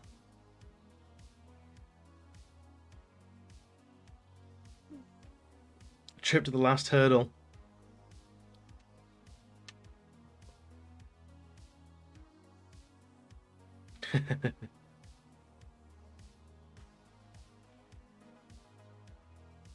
Now there exists no pictures on Facebook of me at this prom, which is a massive shame.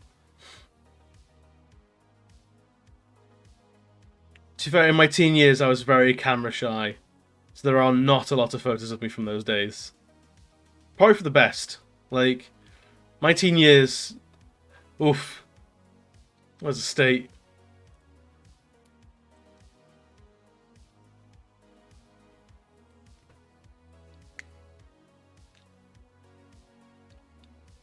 I bet your dad could absolutely have been trolling you.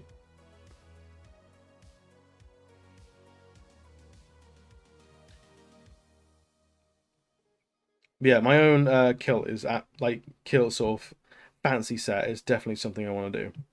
Want to get. Although I feel like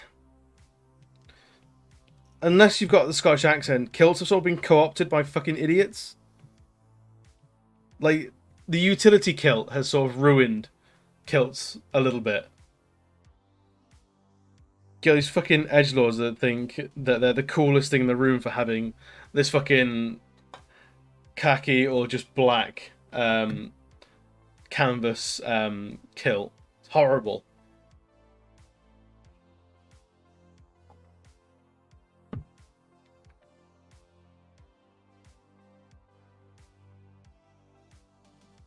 Yeah, man. Yeah. Is that something that's happening in Scotland? Because I've seen someone like the Proud Boys and things like that. They tend to wear a couple of kilts here and there, which I think is fucking hilarious. Because it just emphasizes how they're not born American. They're immigrants themselves, children of immigrants.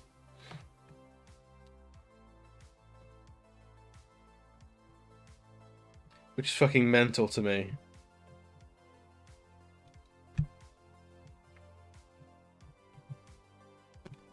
Yeah, if you ever want to just a little bit of a cringe fest, just look up utility kilts. Fuck me. There's some states that wear that. Fuck.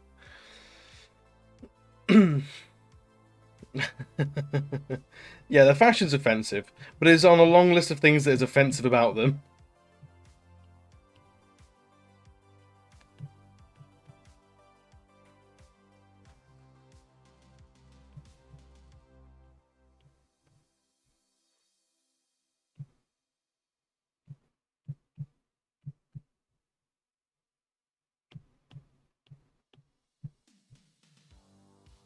Yeah, it's fucking infuriating.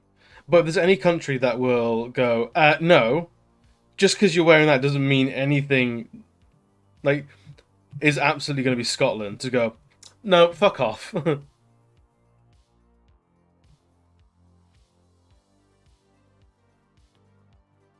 Yeah, especially with Scotland being a very left leaning country.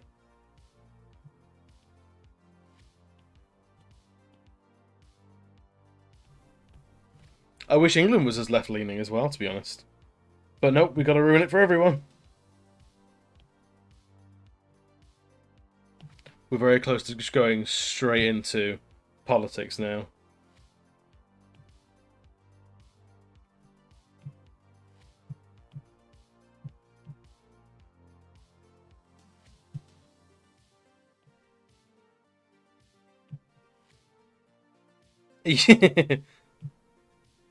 There are plenty of people on Twitch discussing politics, and they'll do a finer job than I will.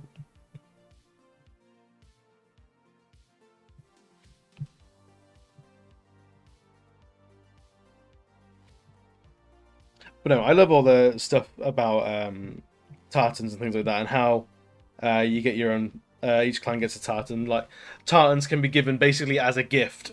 New tartans can be commissioned. I love all that sort of stuff. It's such an inclusive thing as well.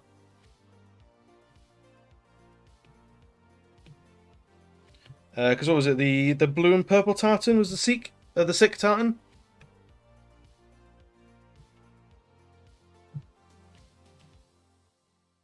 I can't remember what it's called though.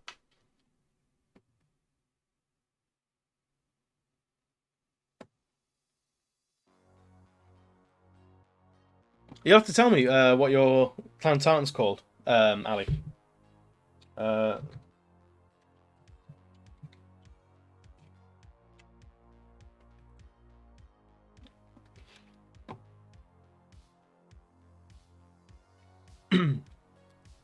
yeah, the Sikh tartan is blue, green, and red.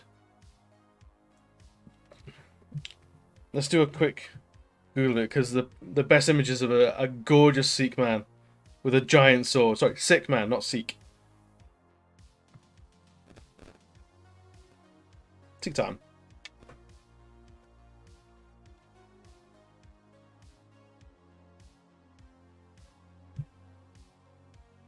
Look at this gorgeous man. How badass is that? there's nothing that's like embodies Scotland more. It's the inclusivity of people coming over and having a brilliant.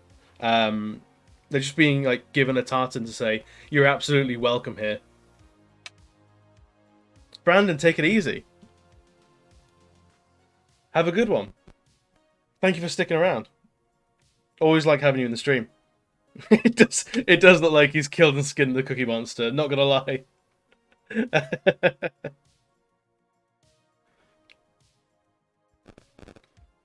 No, it's if I remember right, it's sick. But we will double check that.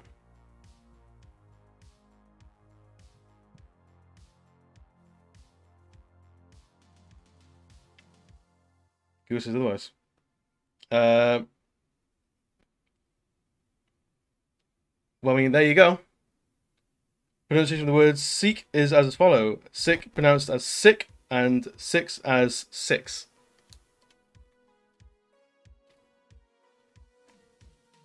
I mean, it is a pretty sick religion, bro.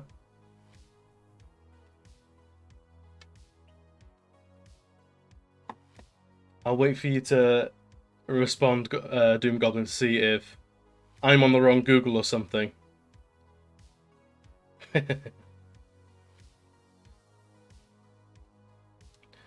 mean, yeah, bonus points if you really lean in the like the Californian surfer accent, like sick turban, bruh. To be honest, most of the people I've met that are religious, or in any way, like religion is at the forefront of like their personal identity, has been pretty chill. It's very rare that I'll meet someone who is actively religious and actively a knobhead because of it. Religion gets. We've gone from politics to religion. Fuck.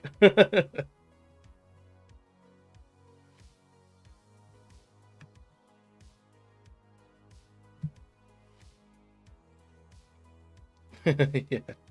Every power fister, absolutely.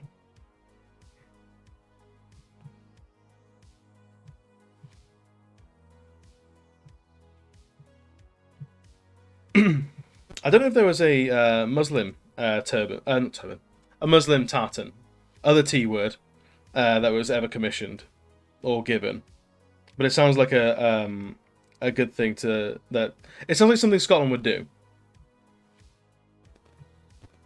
Is in the height of sort of the Muslim panic of Muslims being shoehorned as every terrorist ever. Scotland would go, nah, you guys are good. Come over. You're fine. Come sit and be friends.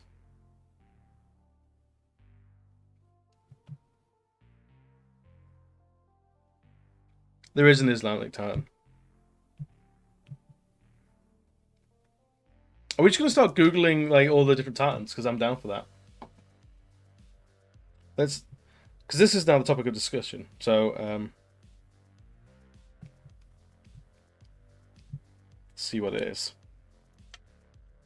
Oh, it's not too different to the sick. It was cool though. I like it.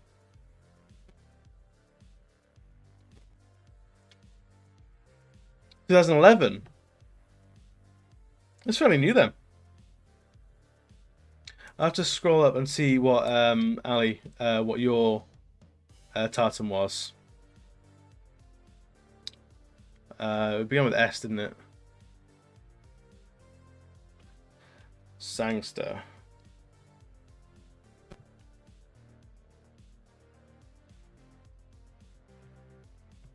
Because I know there's big databases and things like that.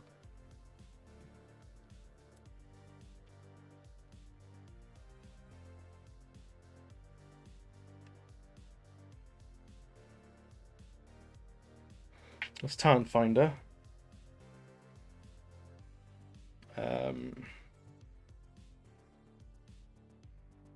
I want to find it for you now. The fact that the entire clan's tartan has gone kaput is... Am I spelling that completely wrong? Sangst. No, that's right.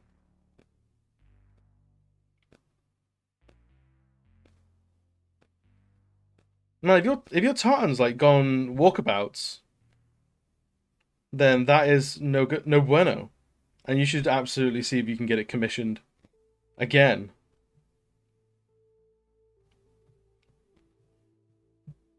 Thanks to Moss.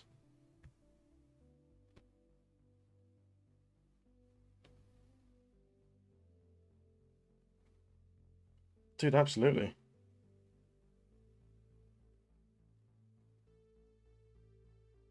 I think it's one of those things that it's a lot of money. I think it's kind of worth it.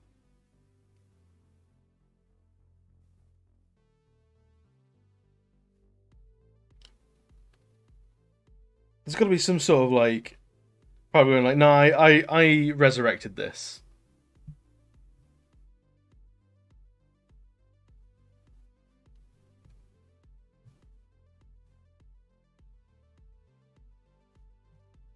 So what goes Songs to Titan? So what's this one then? Visit the page. Oh, it's just brilliant. The website's terrible then. Songster.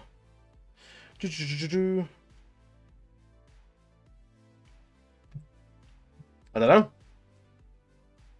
You're right. It's not immediately visible.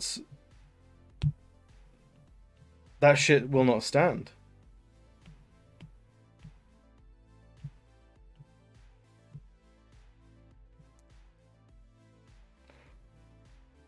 If you're a small clan, it may be that you've basically been using the steward then. Look at Archie this one. But only left in our branch. There's only a few thousand people that sell them in Scotland. Apparently, the cute twin from is your tartan. You are blessed.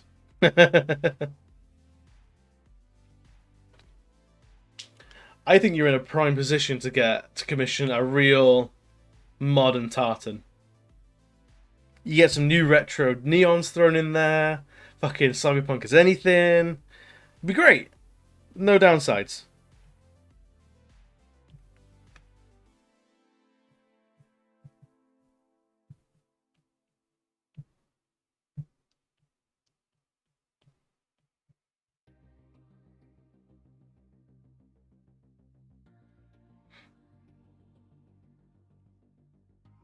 Cool. We'll have to do like a just talking stream at some point and just talk about tartans all day because I would be so down for that.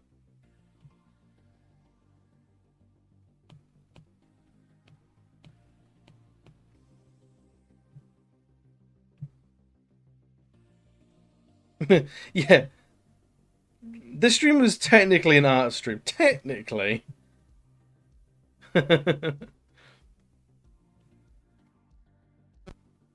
Yeah, tartan talk. Although it's funny, because my dad's line of business, like what he works in, he has a lot of customers that are fairly well off, and every now and again they'll like for Christmas and stuff, they'll buy him whiskey and they'll buy him Grant whiskey, um, thinking, oh, he's a Grant man, he is very proud of his heritage, but the thing is, he fucking hates whiskey.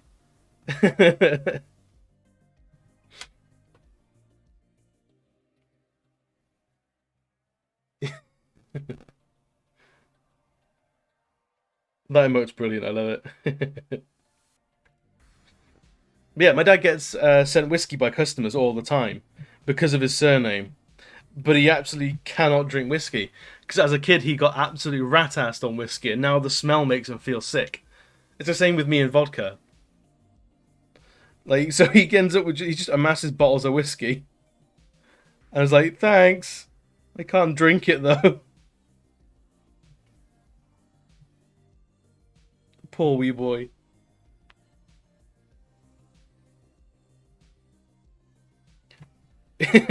Right? It's just fucking wasted on it. Sorry, he doesn't like throw it away or anything.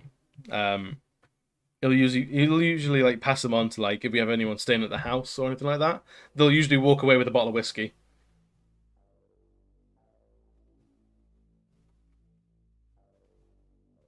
Yeah, all these people trying to be nice to him, and he's like, "Yeah, thanks. I hate it. Can't stand it." Not till after lockdown. So the same happens with champagne as well. Again, because of his line of work, he gets bought bottles of champagne all the fucking time, and he cannot stand champagne. Everyone has a glass one and every now and again, but an entire bottle of the stuff is a difficult thing to chew through.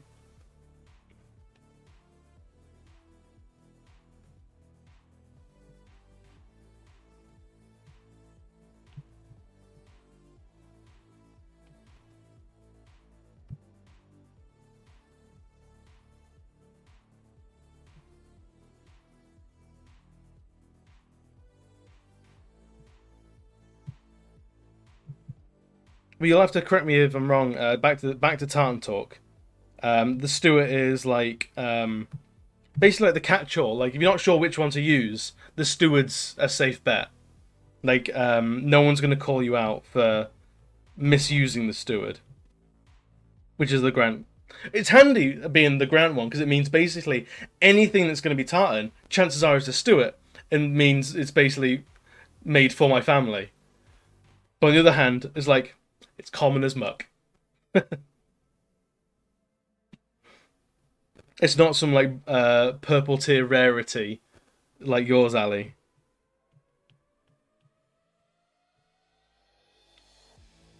Lost for 1,000 years.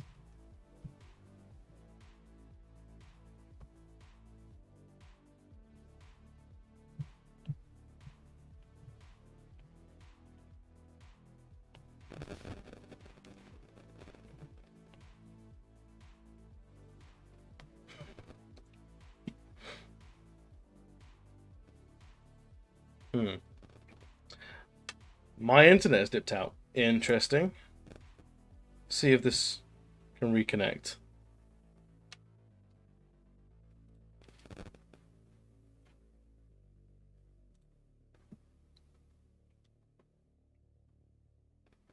No, to my knowledge, it's just the Steward. There may be like a specific variation of Steward, but to my knowledge, it's just the standard one.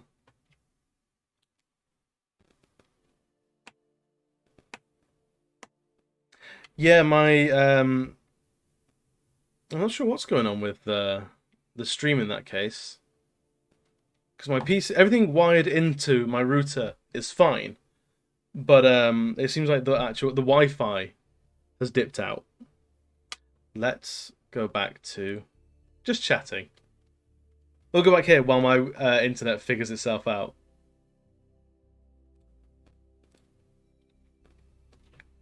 So now it's Tartan talk. Oh, I think it might be back. It is new and perfect for today because my internet's garbage, so I gotta use it.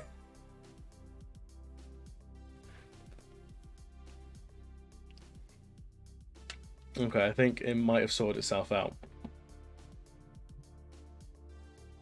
Wi-Fi is at least back for my iPad.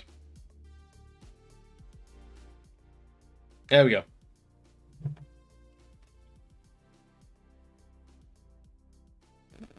Slowly building more and more contingencies for for things going wrong in my streams.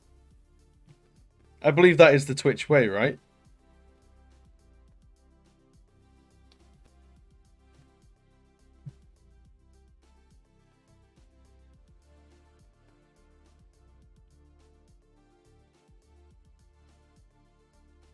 So I reckon this should be actually way, way harsher with the shadows.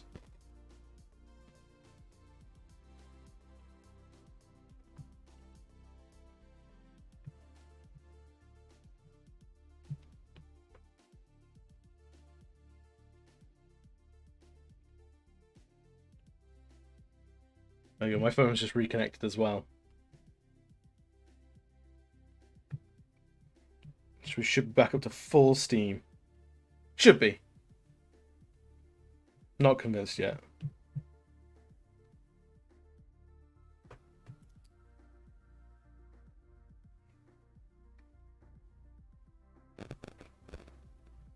So this will be a huge lump of shadow.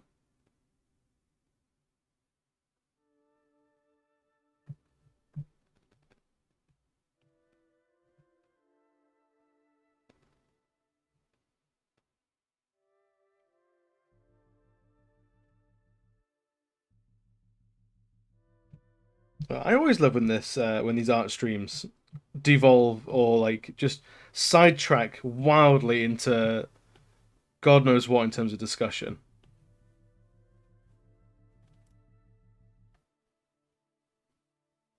No worries, man. Thank you for hanging out.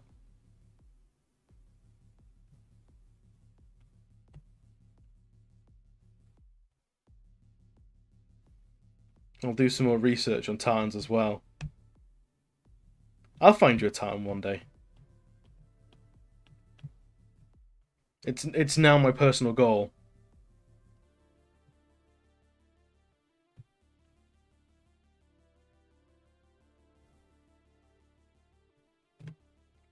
Make him one. Oof.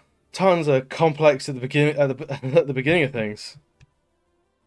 I have to do some practice tarns.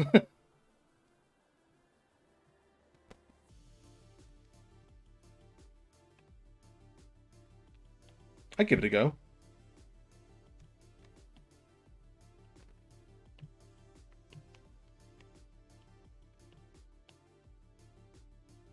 I wonder what the turn him into a tarn. Just his face. Just get a tessellating pattern of just his face over and over again, and that's the tartan. Or destroy the concept of what is an avian lion.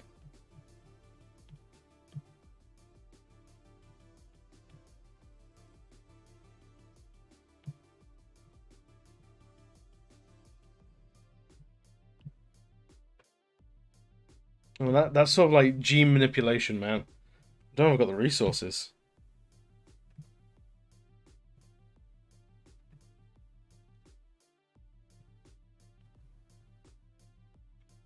It's a big ask.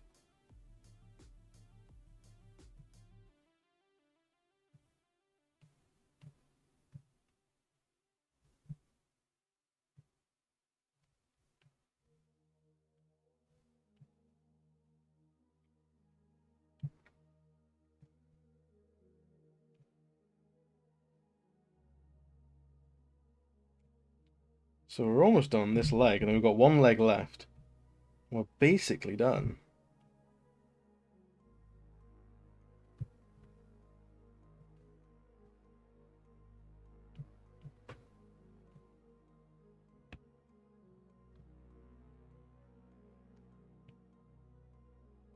It'd be nice to finish something on stream. To feel like I set a lot of pieces up, and then actually finish them off stream more often than not. Which I don't know how you guys feel about that, but I always feel a little bit cheap about it.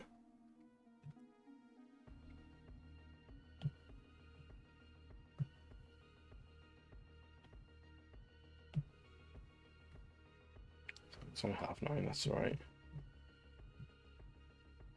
I'm on holiday this week, so it's not a school night. I can go a little bit later tonight, which you'll either be happy to hear or hate to hear, depending on whether it's a school night for you.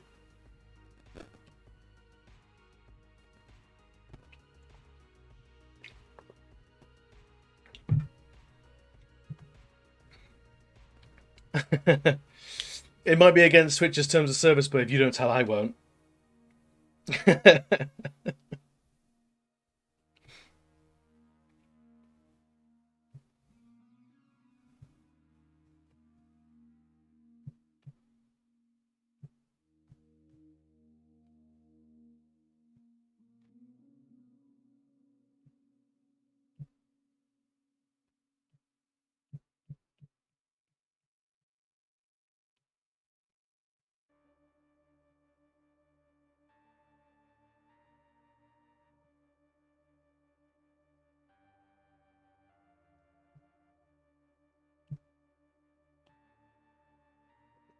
That over there. Basically, we're just going to smother this shoe in black.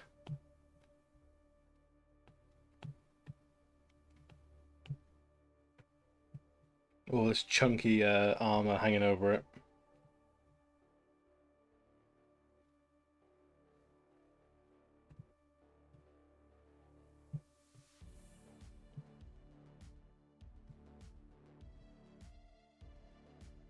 Big, almost like he's wearing. She's wearing DMs.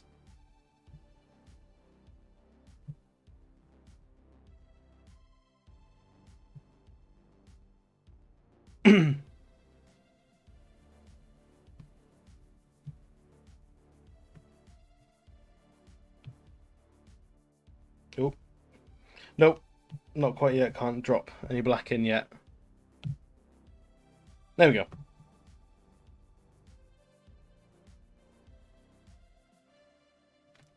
Wearing a Dungeon Master. No, Doc Martens.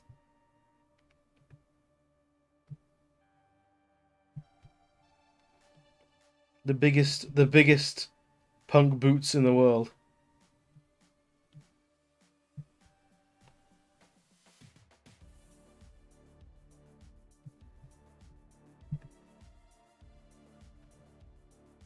I mean, she might be wearing a Dungeon Master. Killed Blade and turned it into a turned into a belt.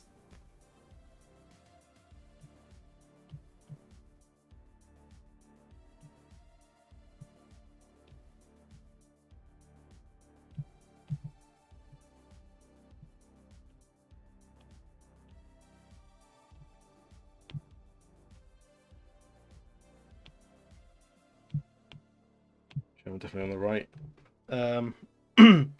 On the right layer. I've been trying to expand out of Converse. I have a lot of them, to say the very least. I think at the moment I've got maybe 6 pairs of Converse. So I'm not exactly like a collector by any stretch.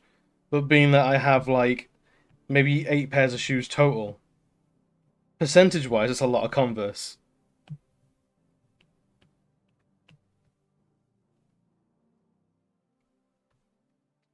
Alright, let's do some of this stuff around this midpoint.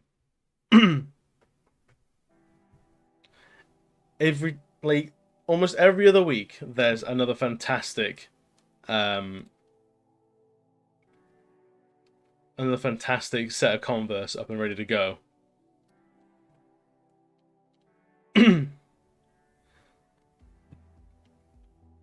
It is the best thing to shop for. I think Doom Goblin might know something about those Converse. I know Doom Goblin has some fucking tidy whatchamacallit, Scooby-Doo Converse.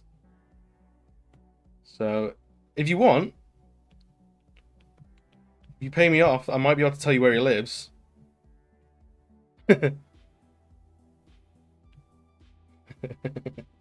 Doom Goblin's gonna go on high alert after this, though.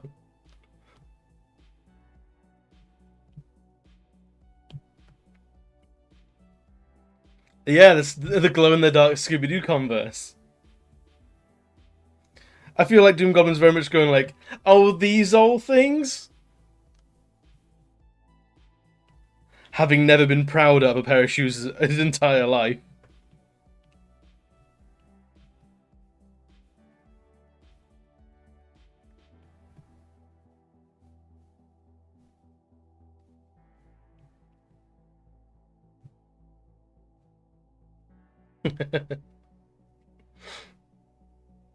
I don't know what size shoe Doom Goblin wears. I think it's 10.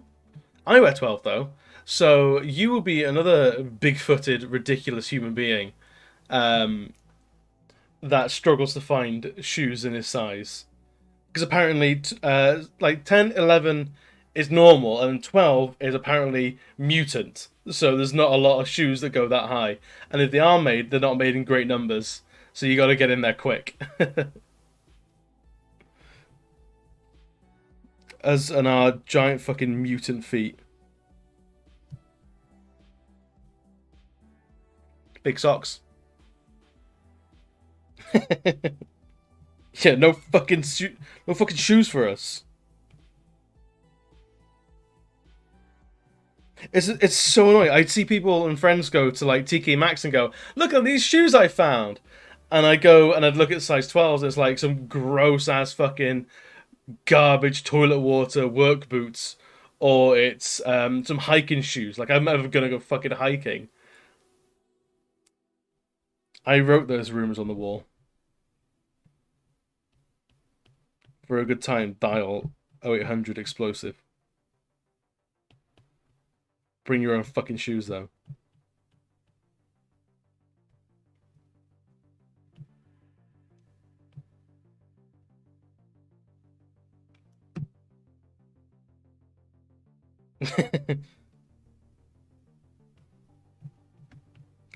No one picks up, but you are in a queue. Your call is very important to us. Please continue to hold.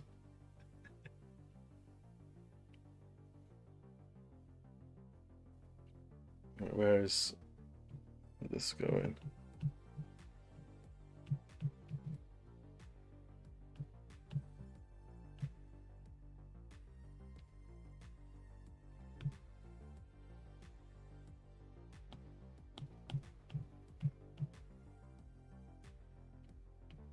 Man, I'm glad, Caleb, that you know how fucking irritating it is having gigantic feet. And shoe companies just not understanding that. It seems like there's a lot of people with that size of foot because the shoes sell out in fucking minutes. Every time, without fail.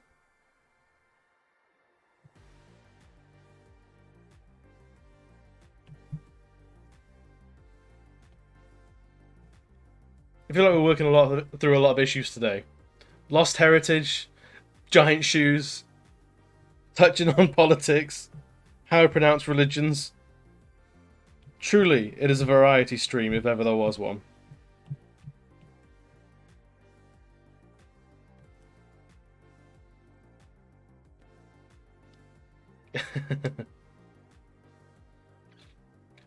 Oh, you got caught out with a kid size 12. Ugh. That's rough, buddy.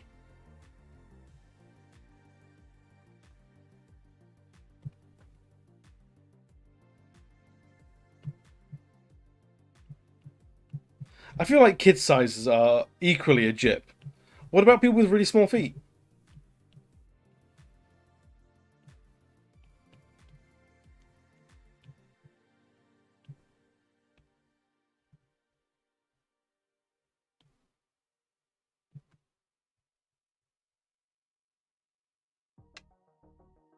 How about that?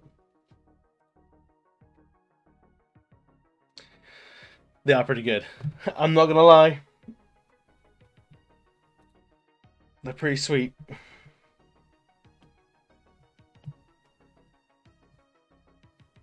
Maybe write a nice worded letter pretending you are a giant child with adult 12 feet.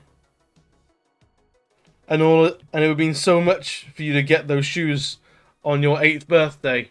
But tragically, you are a child with size 12 adult feet.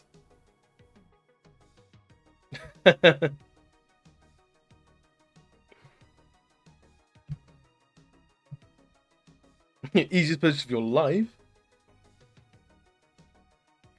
Only bending the truth. That's all it is.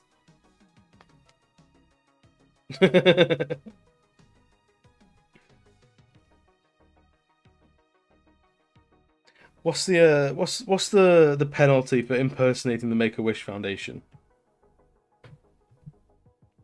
It can't be that much, right?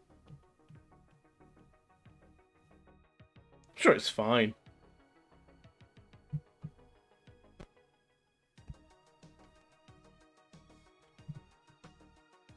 Ironically, death. Ah, yeah, the Make-A-Wish firing squad.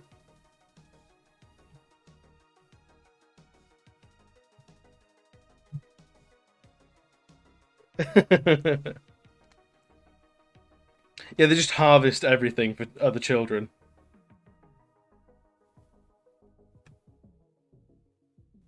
Looking like an empty Capri Sun. So descriptive, Caleb. Absolutely spot on.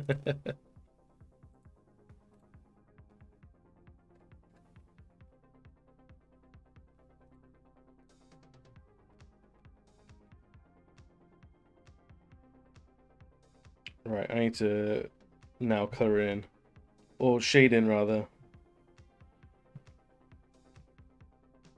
this leg area that's now mostly in shadow, because underneath all that fur.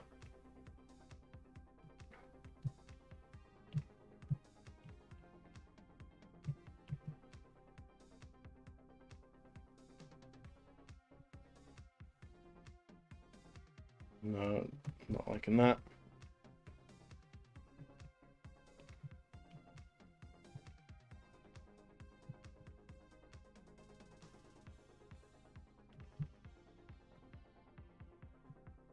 I'll go through like that.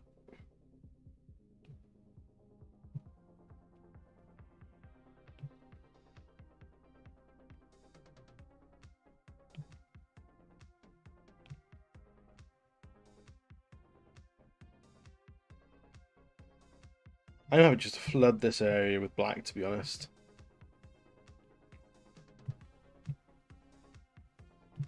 It's gonna be in so much darkness. There's not really gonna be any highlights to speak of.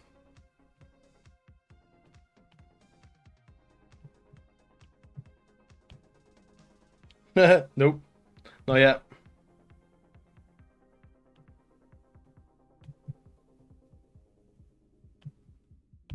See now. Yeah, there we go.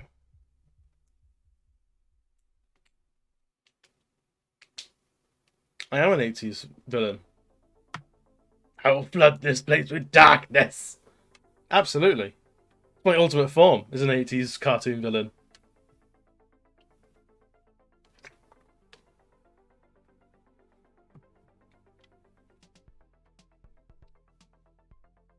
Who doesn't want to be an 80s cartoon villain?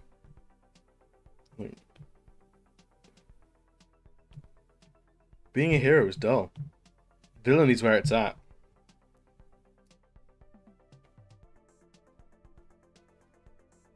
Honestly, it's the only way we can...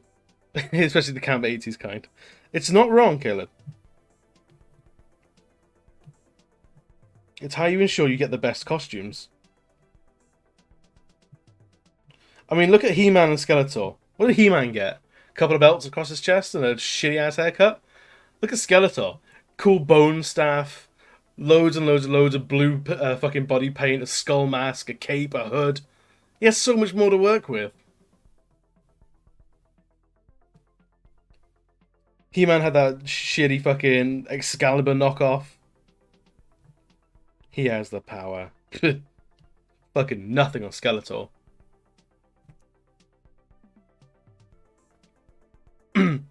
Right? Of course you're going to go join the Brotherhood of Evil Mutants. Have you seen their costumes? It's better than the garbage yellow X's across their chest. Brotherhood of Evil Mutants? No. Brotherhood of Evil Gays. That's what we want to join.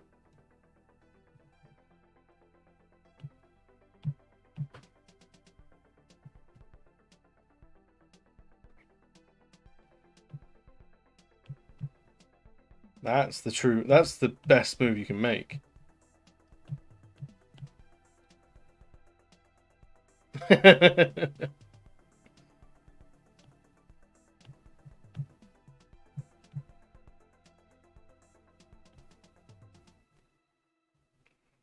Right? They get all the best costumes, all the best superpowers, absolutely throw the best parties. Zero downsides. Absolutely zero downsides. Right, we've got this fur and this big chunk of armor left. Let's do the armor first, because it's be nice and quick.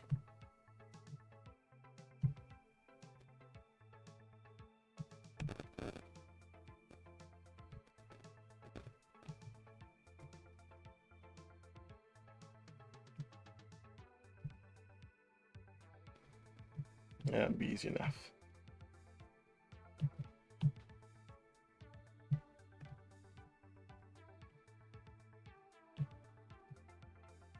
No.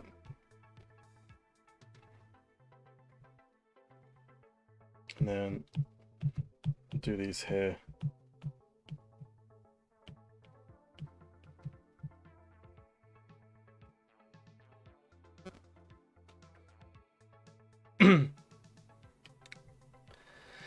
But even Professor X could go to these places. Because he just had a hover flying chair, which is, to be honest, OP.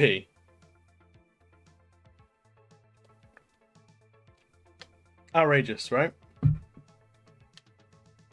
Old Proppy X.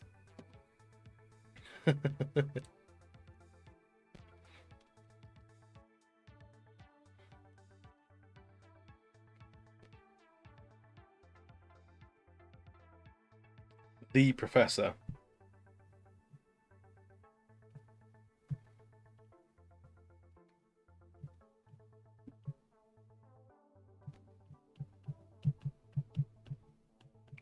Right, so this should be a little bit different from doing the braids.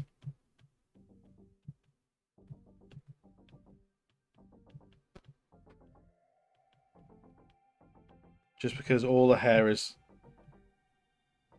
in theory, nicer.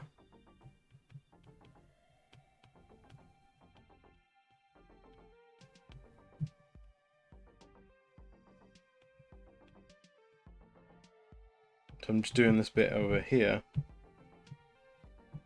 as it paints in the shadows.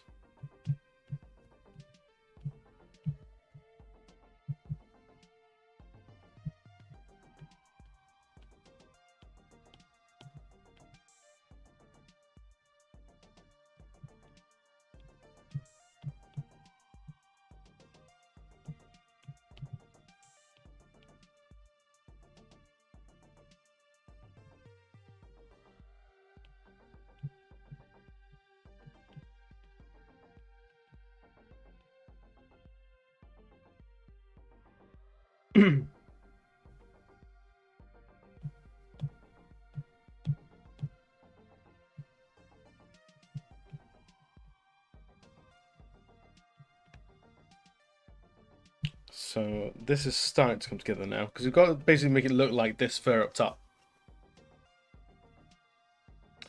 Dragonbot, I was wondering if you were going to turn up today. You're late. How did the X-comming go?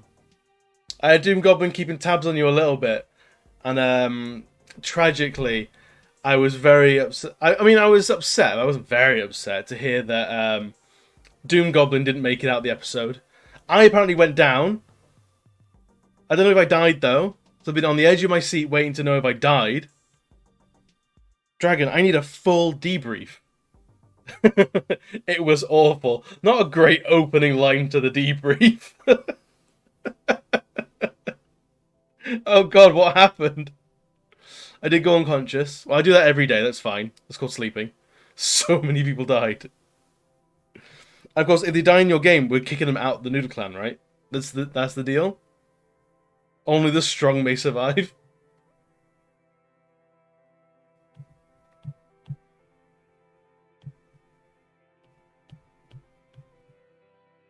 Yeah, that's the deal. The Great Noodle Clan Massacre of 21. God,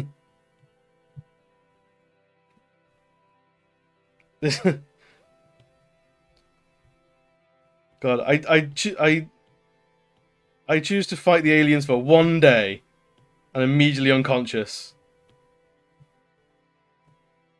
Keon's gone, Lele's gone, Doom is gone, Soak was captured, Mehmet was gone. Oh no. That's all the core members. Oh, that's awful. What happened? Them aliens, they want Earth, huh? Fucking brutal. Well, at least I survived. Ish. I might be signed off for a little while. I used to be so good. Oh, so is this your first playthrough of 2?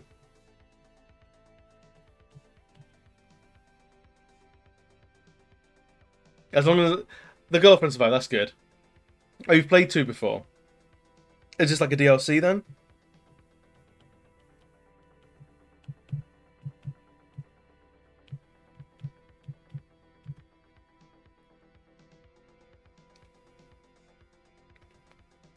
Because I do like XCOM. I have a lot of patience. I have a lot of time for it, but I'm just not very good at it. There's a point where I'm not smart enough to overcome the challenges it's throwing at me.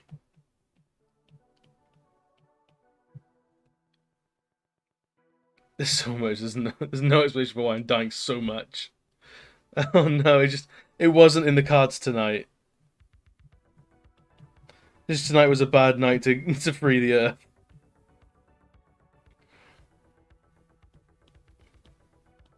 Well, it's fine. You're here now. You're safe. There's no death here. I hope. Everyone in the chat sound off. Just let me know that you're all alive.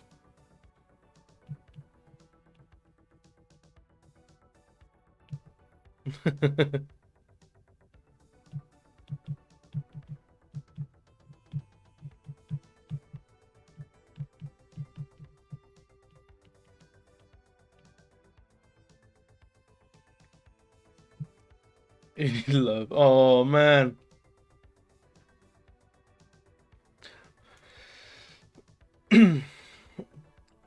Dragon, you are, even though you've had bad days as commander in chief of the human resistance, you're the one that takes command, the one with the courage, the one with the know-how to get up from a defeat like this. You know it's been a rough day and you feel it with your soldiers. But no, you'll be back. You'll be back another day to kick some alien tail. Just go sleep it off, man.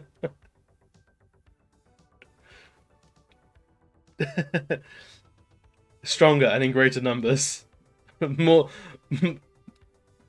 more cadets throwing into the meat grinder.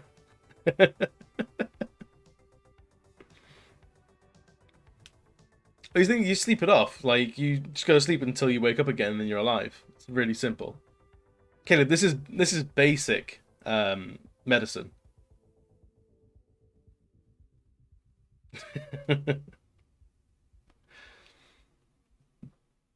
See, Doom Goblin's haunting you, but it's all right. He's haunting you in a nice way. Dragon as well. You have a 60-second um, sketch for you. Hopefully that'll make the night a little bit brighter.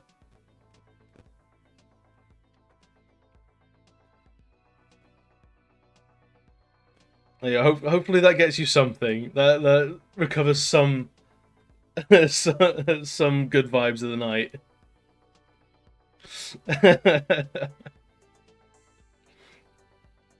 See, even though you redeemed it not on an art stream, and I'm going to be building these into like a big collage. I don't know what I'm going to do with it afterwards. Maybe just let it loose into like the Noodle Clan chat or something like that. But yeah. So we haven't forgotten about you.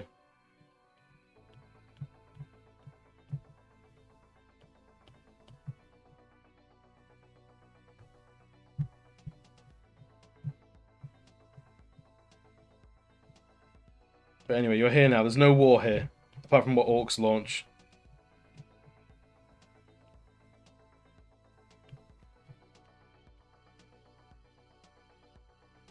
So when are you streaming next, Dragon?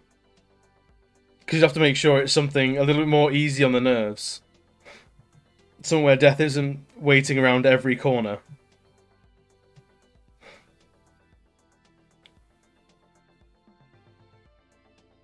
Right, so we have this foot left to do.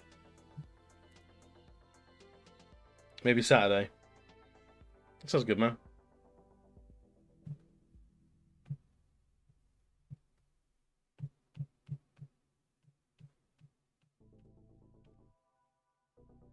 You got some time to recover.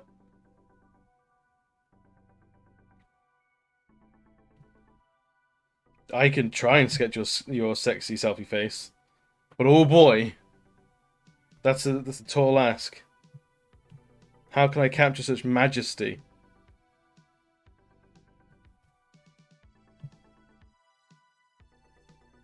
Such raw power in 60 seconds.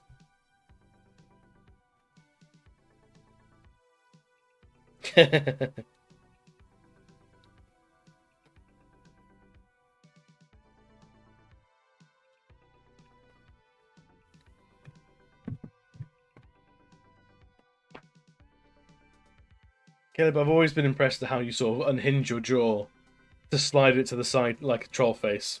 It's incredible.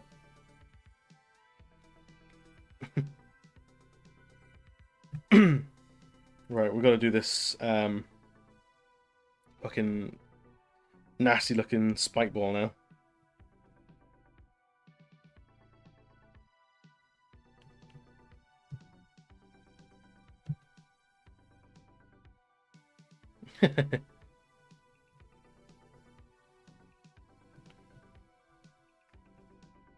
Grotesque selfies and it's okay. We almost had you there. We almost got you.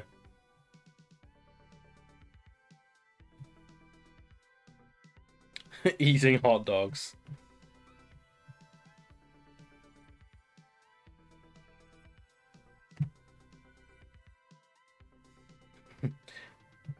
Almost gave yourself away there.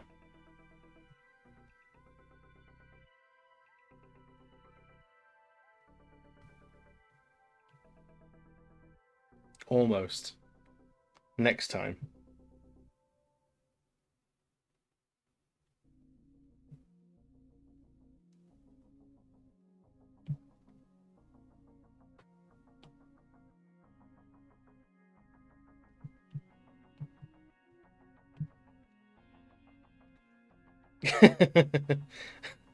Oh man, I feel there's a lot of people in your position. I do not envy anyone trying to date in this fucking world right now. Dating was already a goddamn nightmare. But then adding a pandemic on top of that, just... I don't even know how to describe it. Heinous.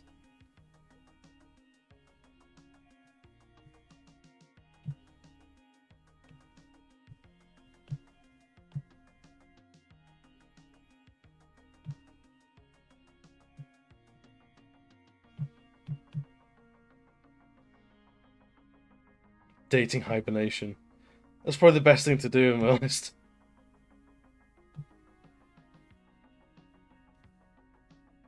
Like a turtle to his butt.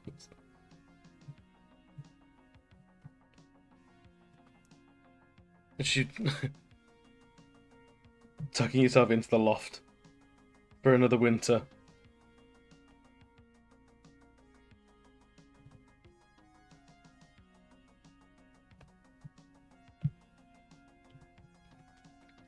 Maybe we can get some sort of like Noodle Clan dating app on the go.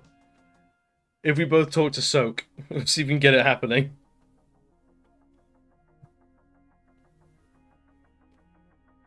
I reckon I'd be up for it. Just to help all the single noodles out there.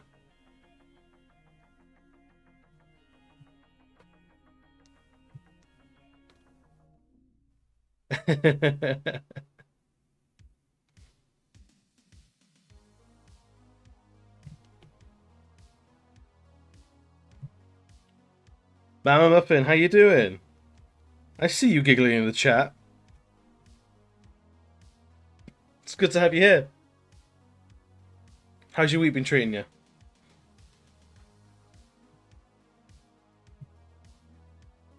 Just lurking. No worries.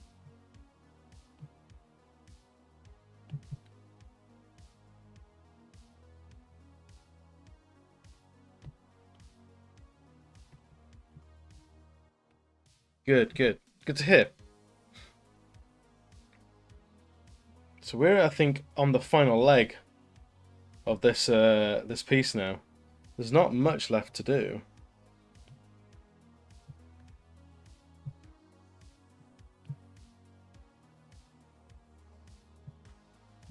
very, very, very close now. And then it's just all the back end stuff, which you guys never usually see.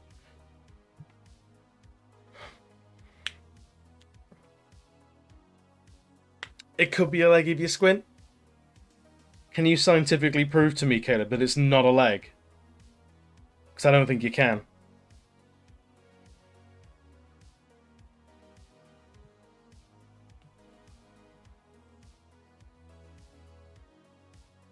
Everything's a leg till proven otherwise.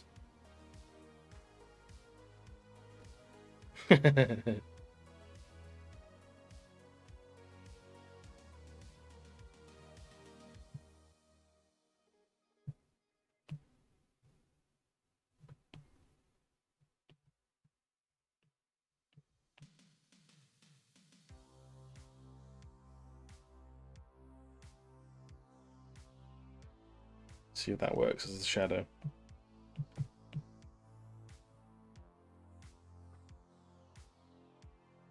Yeah. Let's do some more on these little spiky doos here.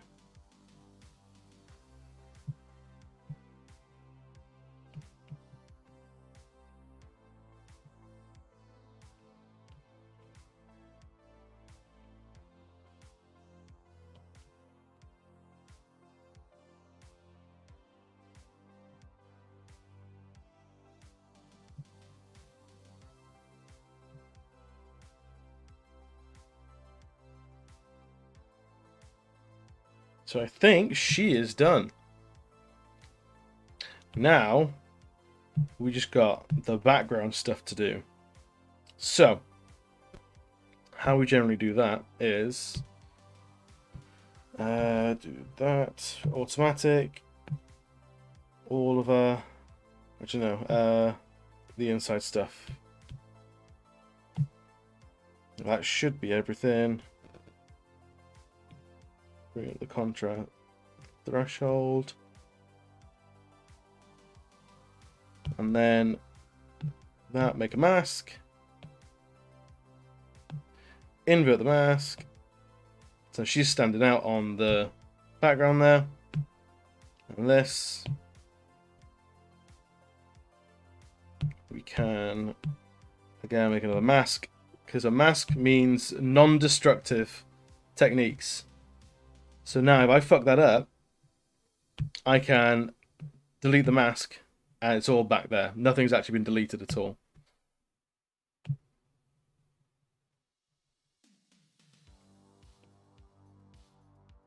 No worries, man.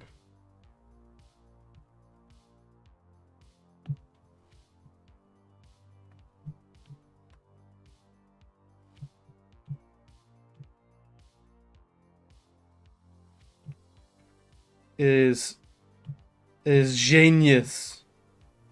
Caleb, you're absolutely right.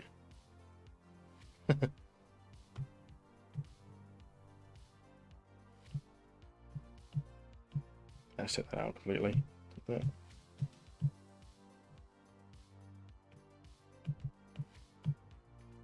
Rid of all this.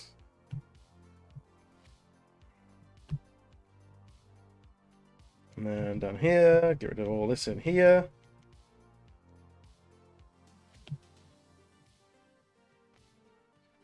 Rubbing it all out, basically. On the foot as well.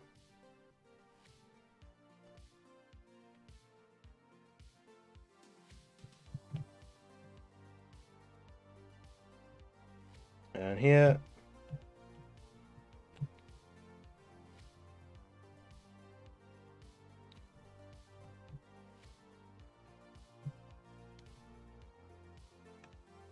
I think that's everything. So now the border doesn't quite touch her. It's getting in the way.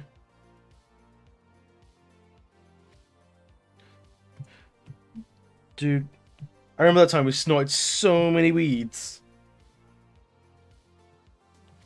Man, we're such drug heads. Snorting all the weed. Injecting cocaine.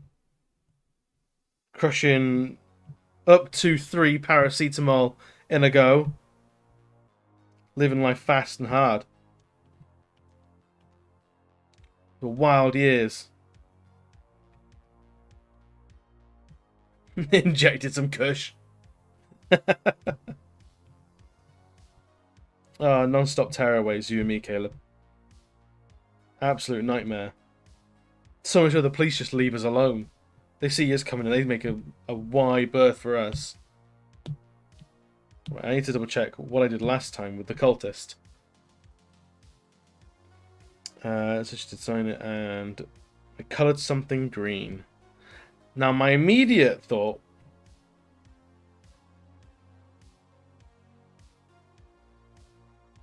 such a connoisseur, such drug connoisseurs.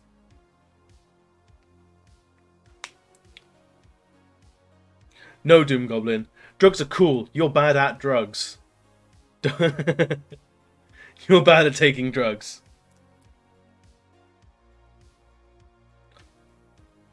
The wackety tobaccity, as we cool kids used to call it.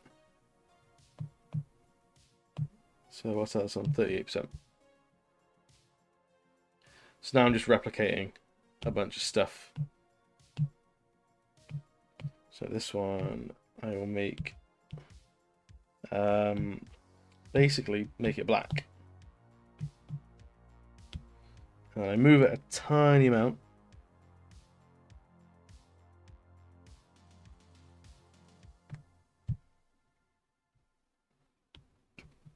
Just the smallest amount to create a little shadow. And I drop the opacity to about 38.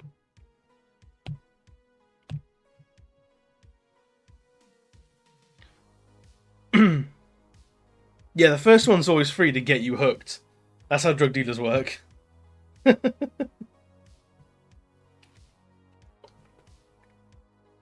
Basically handing out free samples like it's fucking Whole Foods.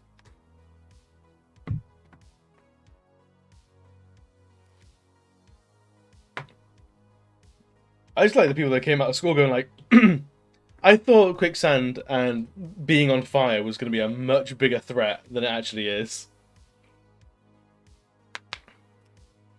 One of your finest weeds, please. Can I get a fucking medium weed, please?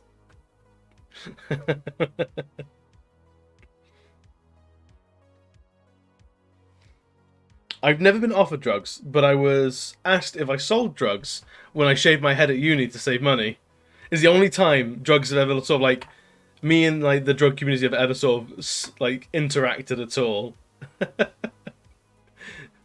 Can I get a medium weed, extra fries, and a diet soda? Would you like to supersize your weed? You know what? I might.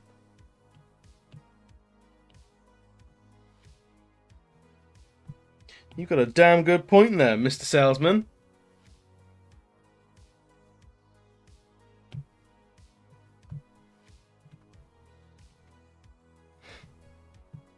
Have you got any lunchtime munch boxes for weed? Because I might get hungry. I might get hungry at work.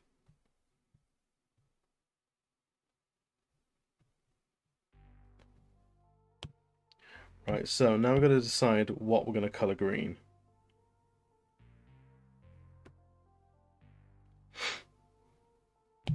And the easy answer is a skin.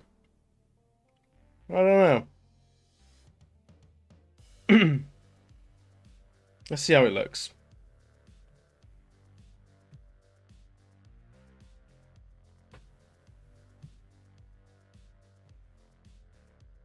I think the eye patch is a good shot, actually.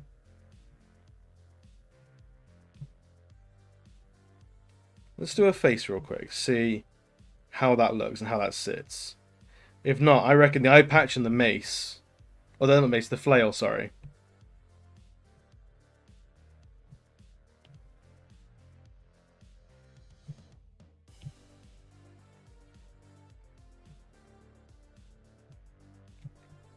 Because it's going to be a lighter green than the border. Just with the cultists, the red of the skulls and masks were a lighter red than the border.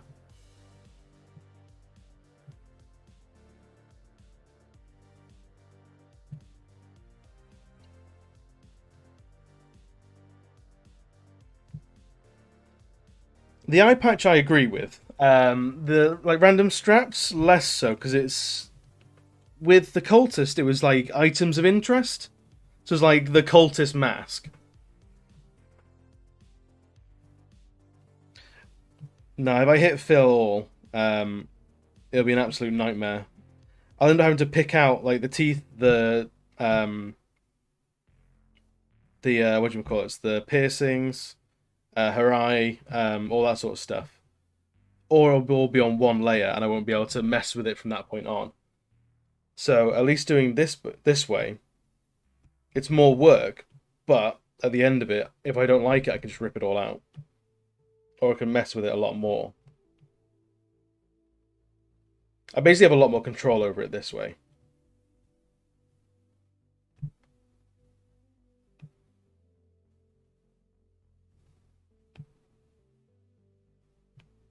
Yeah, all about them layers.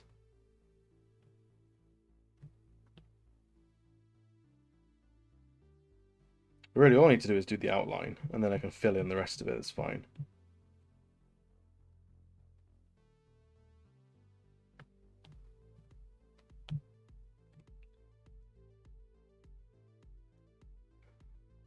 Yeah, rasterizing text is something I've been bitten by many, many, many times. Like, all right, that's the text, good and done. And then I go about doing 100 different things to it after rasterizing it, and then realizing, oh wait, the spelling was wrong. Thick. It's never a good time.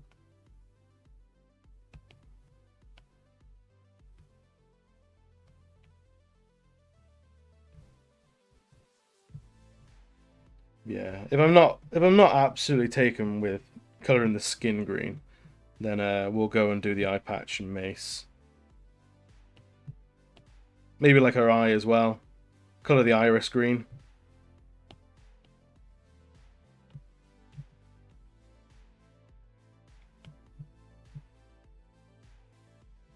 Maybe paint her dreads green. Some fucking punk rock orcs.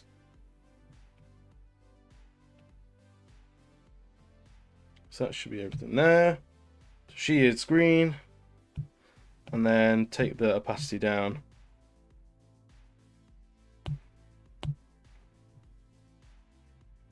So, like, the green face, I don't hate it.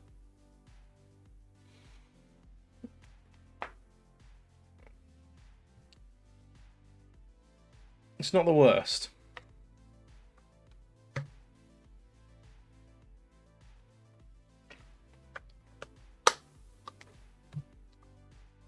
And also, I've got to think about how this sort of translates to a wider audience. Like, if I colour the eye patch green and leave the skin white, are people going to go, why did you leave this orc's skin white, you fucking idiot? Which is something I don't want to have to deal with. Because I've met the internet. I know what they do. That's how they operate. Yeah, people are going to find things wrong with it. On one hand, it keeps you to like a higher standard because you don't want to deal with that. And on the other hand, you start thinking, all right, how can I circumnavigate some of the easier targets that I know are going to get leveled at me when I introduce this to the wider internet?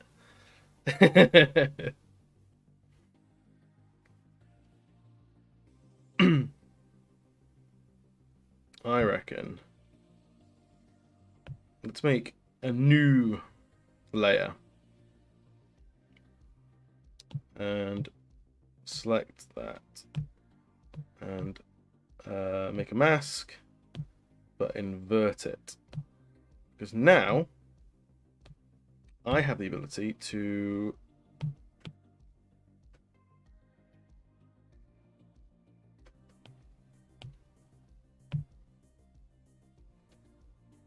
am I being a top tier dum dum here? Ugh, I think I am. Don't that. Definitely on the right page. There we go.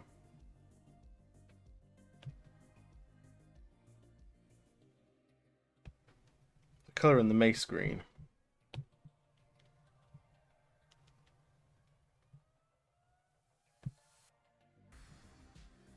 And then it's like a signature weapon of war. It's like the focal point.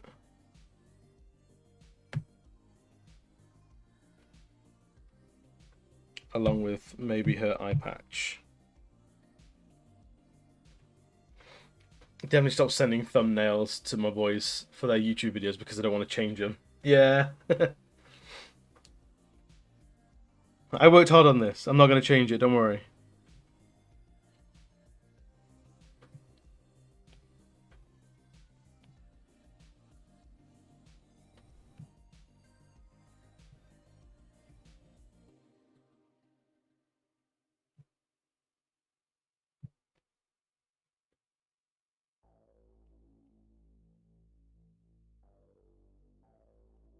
Maybe that's the problem with the orc having a green outline. So her color is basically green. It shoehorns it into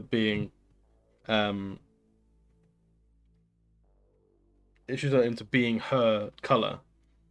It's so obvious it being an orc. 68. 69. There you go.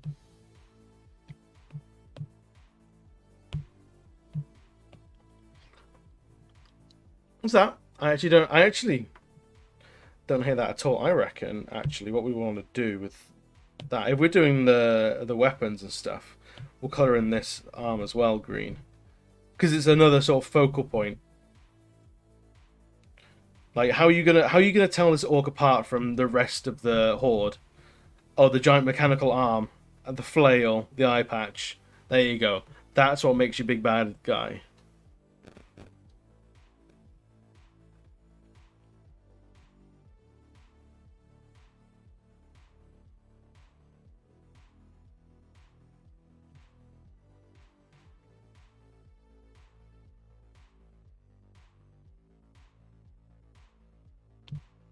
Actually, overstep the outline there. I need it down there as well. Tiny little pixels I'm gonna fix.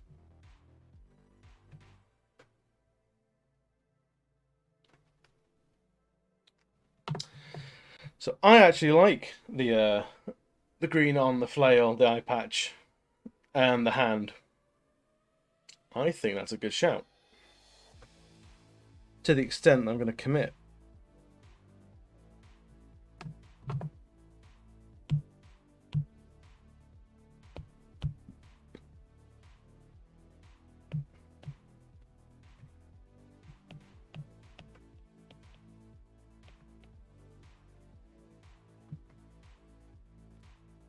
Let's just double check that I'm not missing something from the previous one.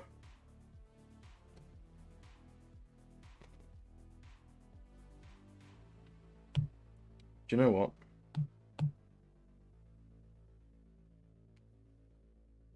I don't have a fucking signature. Are you kidding me? I don't have a signature.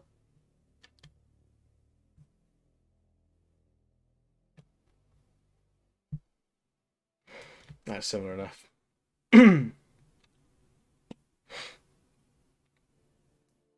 So I actually reckon we want to call that one done.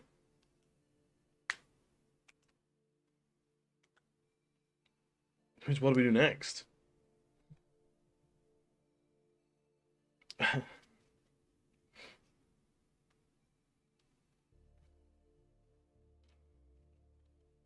So I reckon you have ideas, Dragon. Thank you, Barnacles. I appreciate it, man. I might actually do her iris as well. She's orc through and through.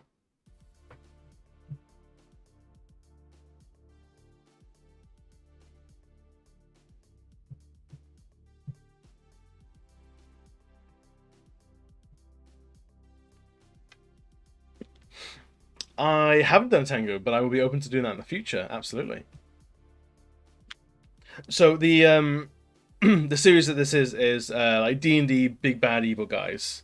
So it's all like your classic, like humanoid at the very least, bad guys. So at the moment, I was going to do a series of 6. So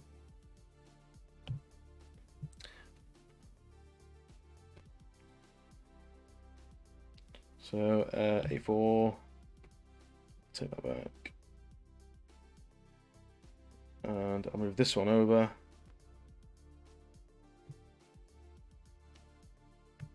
So evil guy. I know there was a lich.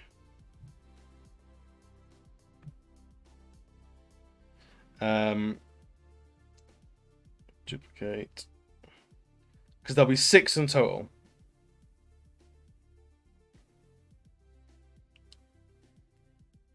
So there's the lich. There was the master assassin. Or thieves master, like thieves guild master.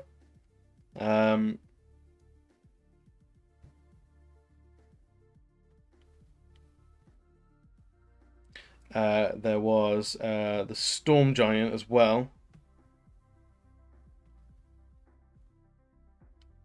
What was the last one? So it was the 6 skill points or skills of stat points rather of D&D. So you've got charisma for the cultist, strength for the orc, intelligence for the lich, dexterity for the master assassin, constitution for the storm giant. The last one was wisdom. I think it was an elder fey, like fey lord.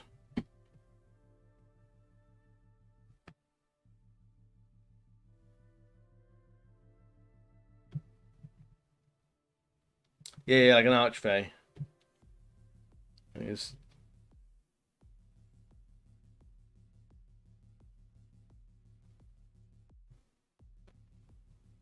I think it is an archfey.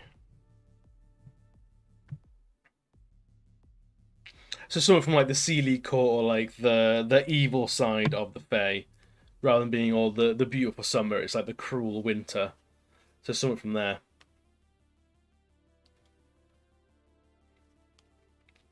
But I think other than that, let's move it over to just chatting, because now it's just us. The art's done. My iPad can sleep for another night. It's absolutely had the crap kicked out of it today. Doing this screen, this shiny new screen, as well as the orc. Putting that one to rest. But let's do, I reckon, the ending spiel and see if we can send you guys on to someone else. So I know there's a noodle raid going on for Lele. So I reckon we'll send you over to her. But if you're watching and you haven't followed already, by all means, please do. If you've enjoyed tonight, it helps me out a bunch. It tells me that there's people out there listening and giving a shit. It's always good fun. Fuck yeah, Lele. Everyone loves Lele. I think she's doing like a mental health stream. It's always giving a shit. But yeah, thank you so much for hanging out, guys. Let's do a little raid. Lele. Where is she? Oh, she's playing more Jackbox shenanigans. And I love you, Dragon Ball. You sweet fucking man. Right, yes, I think we will leave it here tonight. And let's go and say hi to Lele. I'll be back again Thursday with Breath of the Wild, and then I think Saturday, me, Doom Goblin, and Avian Lion will be doing more Valheim. Rolling logs at our massive buildings to see how strong they are, as is the true Viking way. Alright, let's do it.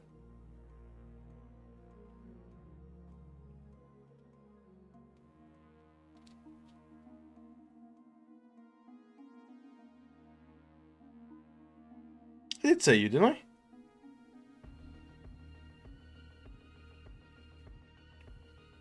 Anyway, bye.